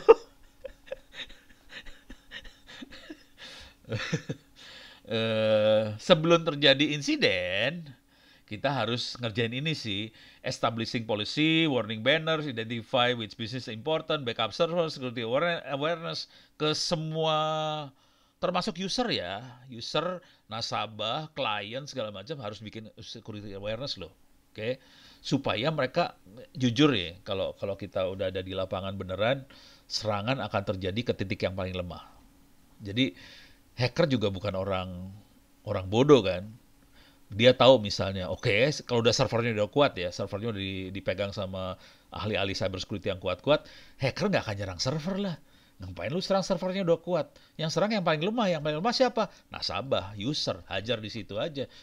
Kita ambil autentikasinya, identitasnya, kita masuk ke server lewat user kan, bubar gitu. Jadi ini harus dikerjain nih sebelum terjadi insiden ya. Terus juga kita juga harus ini backup segala macam ya. Seberapa jauh ke belakang, kalau mau recover mau berapa lama dia recover. Jadi harus ditahu time limitnya segala macam. Oke, ke belakang berapa lama, ke depan berapa, supaya jangan sampai bisnis proses yang sedang berjalan mati. Kira-kira itu sih. Kalau ada terjadi insiden, yang harus dilakukan adalah isolasi. Oke. Eh, Ini gambarnya. Ini anak-anak cyber army nih yang bikin ya. In the case of cyber attack, break glass and pull cables. Ya, bagus, bagus, bagus. Jadi isolasi, pakai second server dengan most recent version backup, monitor API, block all incoming suspicion request dan sebagainya. Kira-kira ini yang dikerjain kalau terjadi insiden beneran ya. Jadi langsung isolasi, sistem isolasi. Terus blok-blokin. Nah, post insidennya kira-kira gini, lesson learned, restore operation to normal, wipe out all files, change new fresh application, ensure no vulnerability remains, improving defense, performing vulnerability analysis, standardize. Jadi ini yang dilakukan kalau sesudah insiden. Dan ini kejadiannya sama, ini paling sederhana aja, nggak usah server lah. Handphone yang kita pakai, smartphone. Seringkali kan orang-orang asal kepo ya, semua dipencetin segala macam, akhirnya trojan virus masuk ke handphone yang kita pakai, udah gitu jadi lemot segala macam. Dan ini kejadian kemarin sampai orangnya datang ke rumah saya. Pak, handphone saya nggak bisa jalan, datang ke rumahnya. Oh no, coba bayangin, urusan handphone gitu doang. Saya dimata-matain segala macam. Ya udah. Saya simpel aja, coba lu memang nggak selalu bisa ya. Kalau udah nempel ke dalam banget, nggak bisa di factory reset sih. Jadi kalau saya, padahal kayak gitu kan bisa tektokan aja, pakai email atau Twitter juga bisa sih. Jadi bisa ini, wipe out all file, change with new fresh apps. Jadi kayak gitu doang. Jadi caranya factory reset, jangan restore apps. Kan aplikasi kita kan di backup di Google Cloud misalnya. Jangan di restore apps-nya, kita install baru aja, udah lebih selamat. Dan itu yang sering saya lakukan. Kalau saya kebetulan orangnya nggak kepo sih. Jadi sampai sejauh ini saya masih selamat gitu ya. Kalau kepo ya berabe nih urusannya, ini harus dikerjain sih. Gitu ya. Jadi ini pola ini tidak hanya berlaku untuk enterprise, buat server dan sebagainya, berlaku juga buat handphone kita juga berlaku sih, sama aja. Oke, kira-kira kayak gitu. Oke, nah sekarang kita masuk ke ini apa, ISO 2701. Nih, ISO 2701. Karena saya punya waktu 20 menit lagi, saya kasih ini aja ya, contekan paling cepatnya dulu ya. Paling gampang kalau udah mainan ISO 2701, Anda masuk sini aja Google, ISO 2701 template. Deh, carilah template lah. Banyak sekali template. Oh, templates gitu ya. Kok nggak keluar? Oh, ini ada nih di bawah nih. Iya. ISO 2701 documentation template free download. Nah, udah kayak gitu-gitu loh. Harus cari yang free downloadnya ya. Kalau mau geblek lagi, tambahin lagi XLS. Eksplisit banget nih nyolongnya. Jadi risk assessment templates, smart sheet kayak gini nih, checklist template ya udah klik aja. Jadi cari banyak sih. Try smart sheet for free. Udah download yang free-nya aja dulu. Nanti ini ada checklist, ada risk assessment template ya.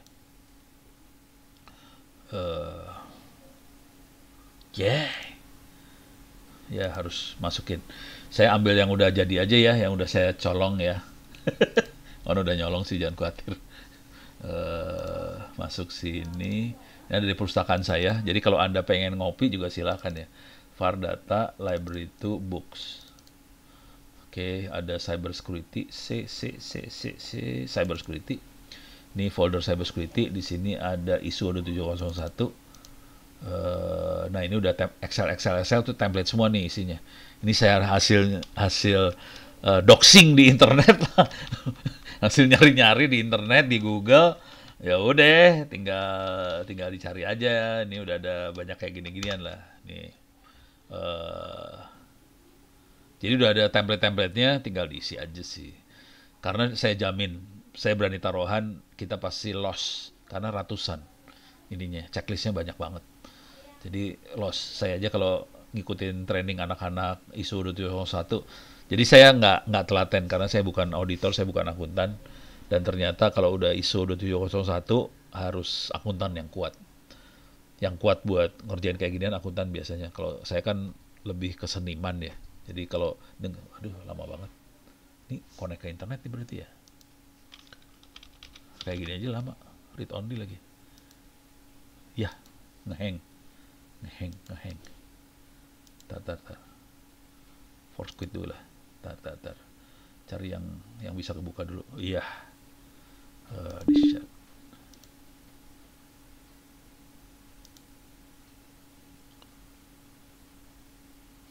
Ih, masih loading. Gede banget nih berarti filenya. Waduh. Maksudnya biar alah sih ya. Force quit. Oke. Coba saya buka ini ya. Coba yang lain, mudah-mudahan keluar. Iya.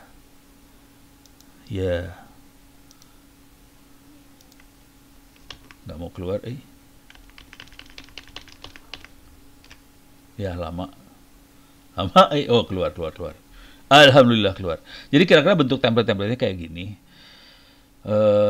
Kalau kita perhatikan baik-baik template-nya, jadi kalau kita lihat itu ada 3 komponen besar di ISO 27001.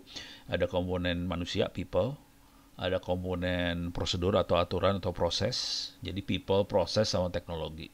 Jadi ada 3 proses, ada 3 makhluk itu yang harus kita masukkan dalam checklist. Nah, yang ini Management Direction for Information Security, ini kategorinya prosedur. Oke, proses. Jadi ini policy. Ada nggak, compliance nggak, referensinya apa, kita kasih catatan di sini. Kurangnya apa segala macam. Terus di internal organisasi ada information security role, responsibility, segregation duty, ada nggak gitu. Jadi ini semua dicek-cek semua nih. Jadi checklistnya udah dikasih sih, tinggal kita kerjain. Ada mobile device policy, teleworking, prior environment screening, dicek semua loh. Ini ceknya beberapa bulan, 3-4 bulan kita kerja keras buat ngelihat semua dokumen yang ada. Jadi kalau ISO 27001 betul-betul kita lihat dokumen, terus kita lihat, cek semuanya. Kalau itu dari sisi proses ya, terutama kalau dari teknologi kita pentest segala macam juga. Jadi ada pentestnya, ada cek dokumen, ada manusianya bisa wawancara apa segala macam, gitu ya.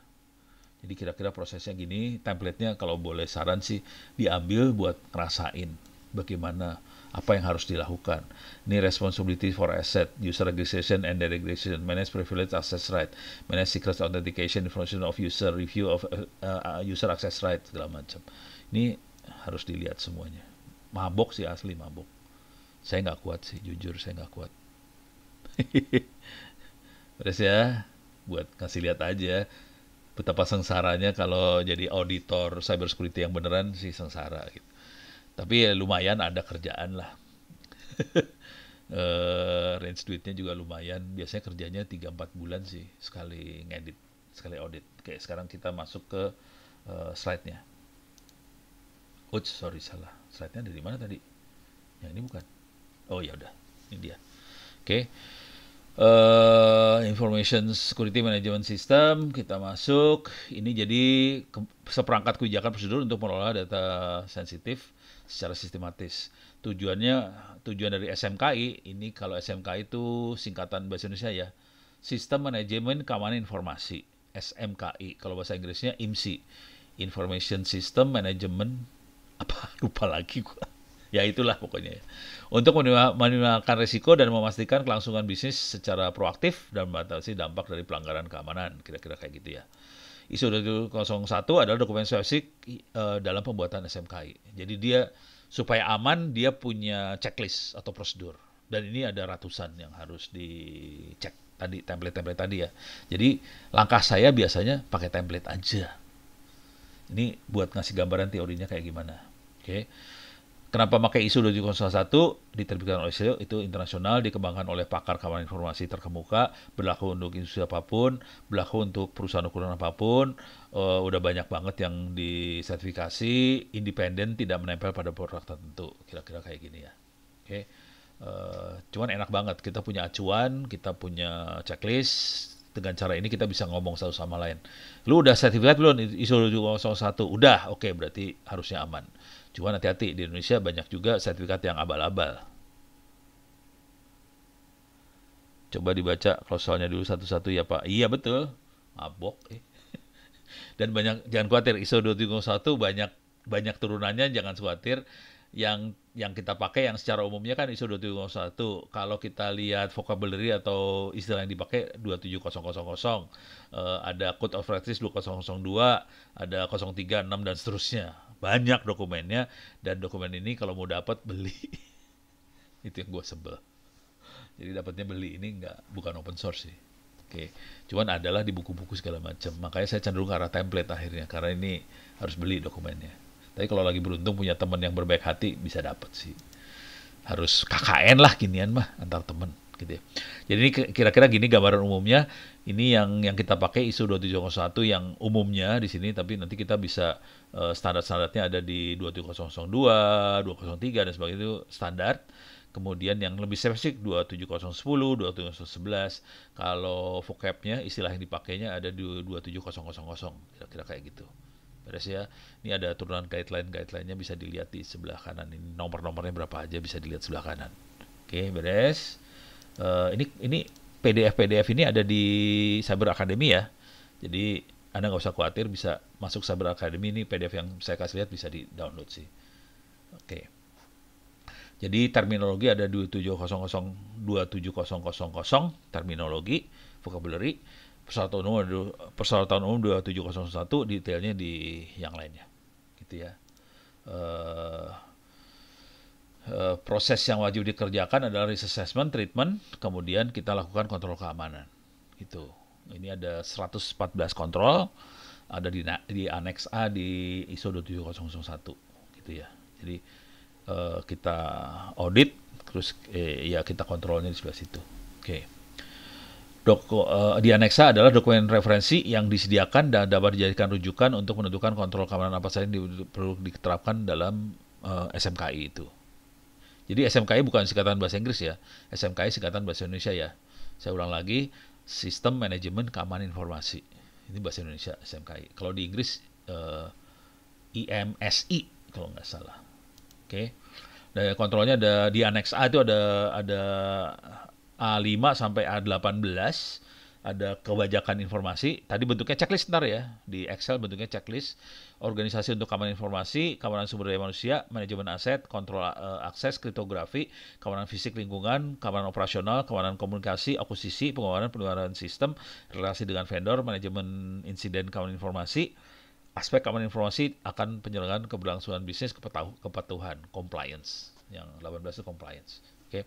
Dan ini bentuknya checklist. Checklist itu nanti urusannya harus nempel ke dokumen. Oke, checklist ini ada dokumennya nggak? Ini ada dokumennya nggak? Mati lu yang bikin ininya dokumennya mabok juga. Jadi perusahaan atau enterprise yang mau diaudit, mereka harus nyediain semua dokumennya ngikutin aneks-aneks ini. Ya. Jadi ada prosedurnya tertulis semua. Untuk kontrol akses yang boleh masuk ke dalam data center siapa, prosedurnya seperti apa, harus tertulis semuanya. Untuk urusan password kayak gimana, itu tertulis semuanya. Jadi ini semua harus tertulis semua sih. Oke.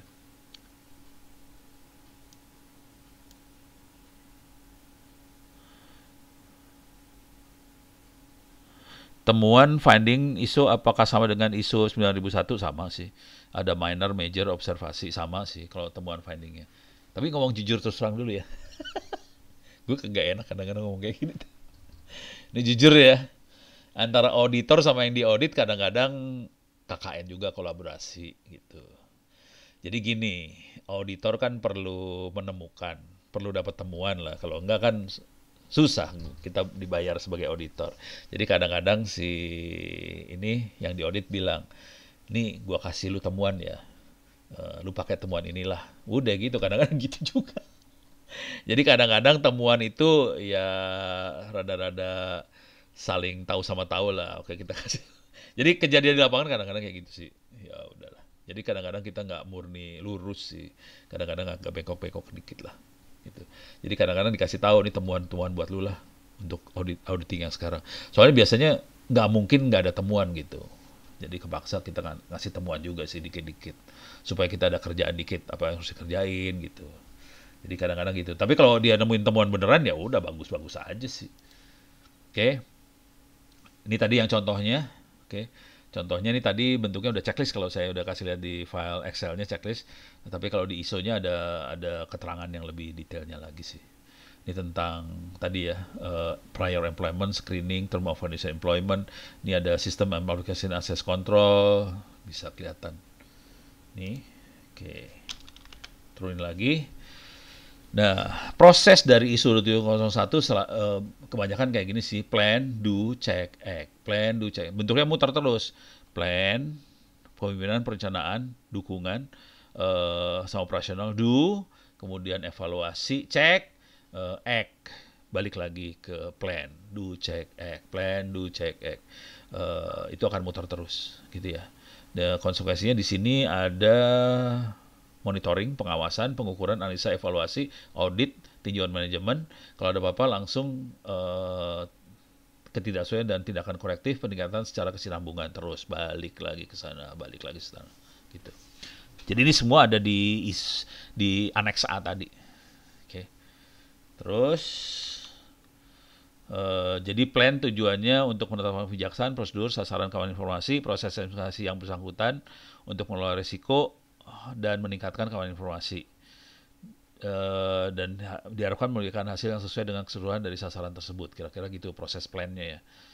Kemudian do, implementasi lah kira-kira kebijakan, prosedur, protokol, dan proses SMKI-nya. Cek, itu ngecek apakah ada yang nyeleweng atau enggak. Oke. Dan act, kalau ada kejadian sesuatu, kita harus bereaksi seperti apa. Act ini hasilnya buat lesson learn, buat pelajaran untuk masuk ke plan. Gitu. Jadi ini bukan satu proses satu arah, prosesnya muter terus kira-kira gitu. Proses PDCA di ISO 2701 muter terus, kira-kira kayak gitulah. Oke. Ini klausul yang ada di plan, ada konteks organisasi, kemungkinan perencanaan tadi ada di checklist tadi ya. Ini bisa dimasukin semuanya. Nanti kita harus baca beneran baca dokumen. Saya nggak kuat sih jujur. Si Ono nggak kuat. Ternyata saya tidak kuat untuk jadi auditor. Ono kuatnya jadi hacker, tukang ngoprek kuat, auditor nggak kuat. Oke. Di plan ada support, resource, kompetensi, kepedulian, komunikasi, informasi yang terdokumentasi. Di operasional ada perencanaan kontrol operasional, penilaian risiko keamanan informasi, penanganan risiko keamanan informasi. Oke. Terus cek, evaluasi, pengawasan, pengukuran, audit internal, tinjauan manajemen, dan act, perbaikan, ketidaksesuaian dengan tindakan koreksi, perbaikan untuk sustainable. Gitu. Kira-kira kayak gitulah. Struktur dokumen resmi SMKI ada level strategis, operasional, sama opsional. Oke. Strategis levelnya komitmen, kebijakan, standar sasaran, penerapan, peningkatan. Kalau operasional ya operasional, implementasi, bagaimana tanggung jawabnya siapa segala macam. Opsional itu instruksi kerja, petunjuk teknis, formulir, pendukung segala macam. Jadi salah pencet gue. Oke, itu tadi. Oke. Ini ada 3 level opsi. Oke. Tiga-tiganya perlu, maksudnya gini, si corporate perlu menjadikan tiga-tiganya. Tiga-tiganya perlu dikatakan kebijakan standar, prosedur, panduan, petunjuk pelaksanaan harus sediain semuanya. Oke. Terus output dari auditornya ya.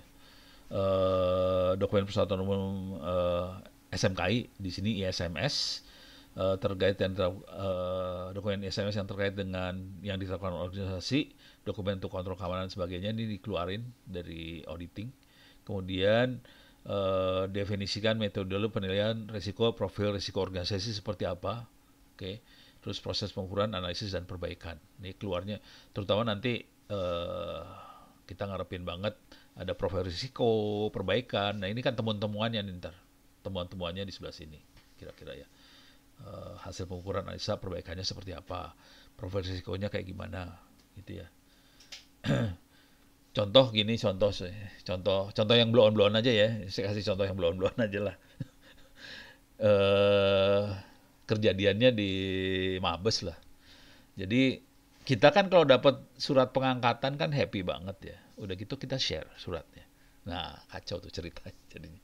Jadi kayak gitu-gitu tuh itu masalah kontrol tapi bablas gitu, usernya kebablas, kira-kira kayak gitulah. Oke. Nah, secara umum implementasinya ada tiga komponen utama: manusia, proses, dan teknologi. Ya, yang jadi masalah adalah sebagian besar pimpinan fokusnya ke teknologi, beli yang mahal, yang paling bagus, dengan asumsi kalau kita udah punya alat yang mahal dan bagus pasti urusan semua beres. Kejadiannya adalah ada dua komponen lain yang dilupakan, dan komponen yang paling mengerikan adalah manusia, karena manusia adalah titik paling lemah dari sistem sih sebenarnya. Jadi kalau ini tidak diopainin yang namanya manusia, jebolnya di manusia yang paling duluan. Biasanya kayak gitu. Kalau proses aturan mah gampang lah, kita bisa bikin aturan. Kalau ada programmer yang bagus, kita bisa bikin supaya workflow-nya sesuai dengan lumayan bisa nolong dengan workflow. Jadi aturan itu diimplementasikan dalam bentuk workflow yang dibikin sama programmer. Cuman kalau manusianya nggak dikasih pemahaman segala macam, abai, seenaknya aja, ya kacau juga semuanya. Kira-kira kayak gitu. Oke, nah sekarang manfaatnya banyak untuk meningkatkan kepercayaan, reputasi, market S, terus insiden ini, meningkatkan response time, kualitas layanan, dan sebagainya lah. Kalau ini mah bisa diatur-atur lah. Ini memudahkan perbaikan terus-menerus dalam informasi, meningkatkan keamanan pihak berkepentingan lainnya dalam meningkatkan informasi.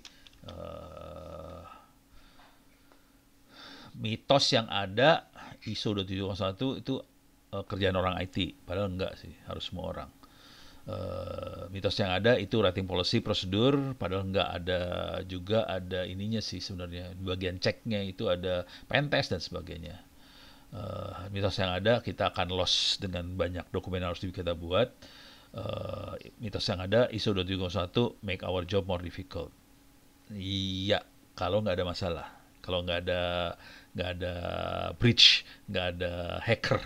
Kalau ada hacker, ISO 2701 bikin kerjaan kita lebih enak sih sebenarnya.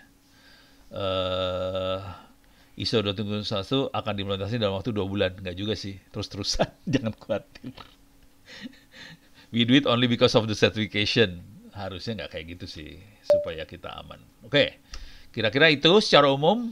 Oke, saya tutup dulu ini. Mudah-mudahan bisa bermanfaat. Oke, sampai titik ini dulu. Ada pertanyaan nggak? Aman? Nggak ada pertanyaan? Masih ada waktu 2 menit sih. Gue lagi kejar tayang bagian yang ini. Ini sesi terakhir, betul? Habis ini Anda punya waktu 1 bulan untuk mengerjakan ujian dan mengerjakan tugas. Kira-kira kayak gitu.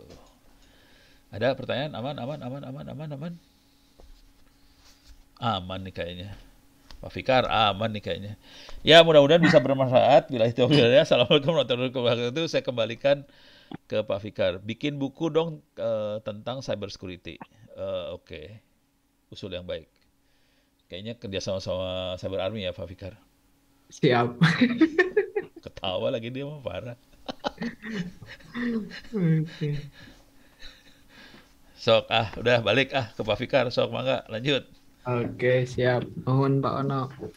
Oke, gitu aja teman-teman semuanya. Terima kasih atas partisipasinya ya untuk semuanya dari pertemuan awal hingga malam ini. Semoga ilmu yang disampaikan Pak Ono dapat bermanfaat untuk teman-teman semua dan mungkin bisa diterapkan di organisasinya masing-masing. Yang negatifnya dibuang, yang positifnya diambil, Iya. dan hacking itu jangan dibuat main-main, buat serius saja. Jadi pengerjaan Serius. pentest. Tuh. Ini ada pertanyaan dikit bentar nih. Enkripsi gambar apakah sama caranya? Sama. Ya, sok lanjut Pak Fikar. Oke, itu aja ya teman-teman semuanya. Kalau yang mau sertifikat kompetensi, silakan tugas-tugasnya dan ujiannya Kerjakan. dikerjakan. Ya. Dan waktunya 1 bulan sampai 5 November. Silakan yang masih sibuk bisa nanti, tapi jangan dinanti-nanti. Gitu aja dari saya. Terima kasih atas waktunya semuanya. Semoga sehat selalu. Selamat malam. Wassalamualaikum warahmatullahi wabarakatuh. Waalaikumsalam. Oke, terima kasih semua ya. Semoga sukses, sehat, lancar semua. Recording stopped.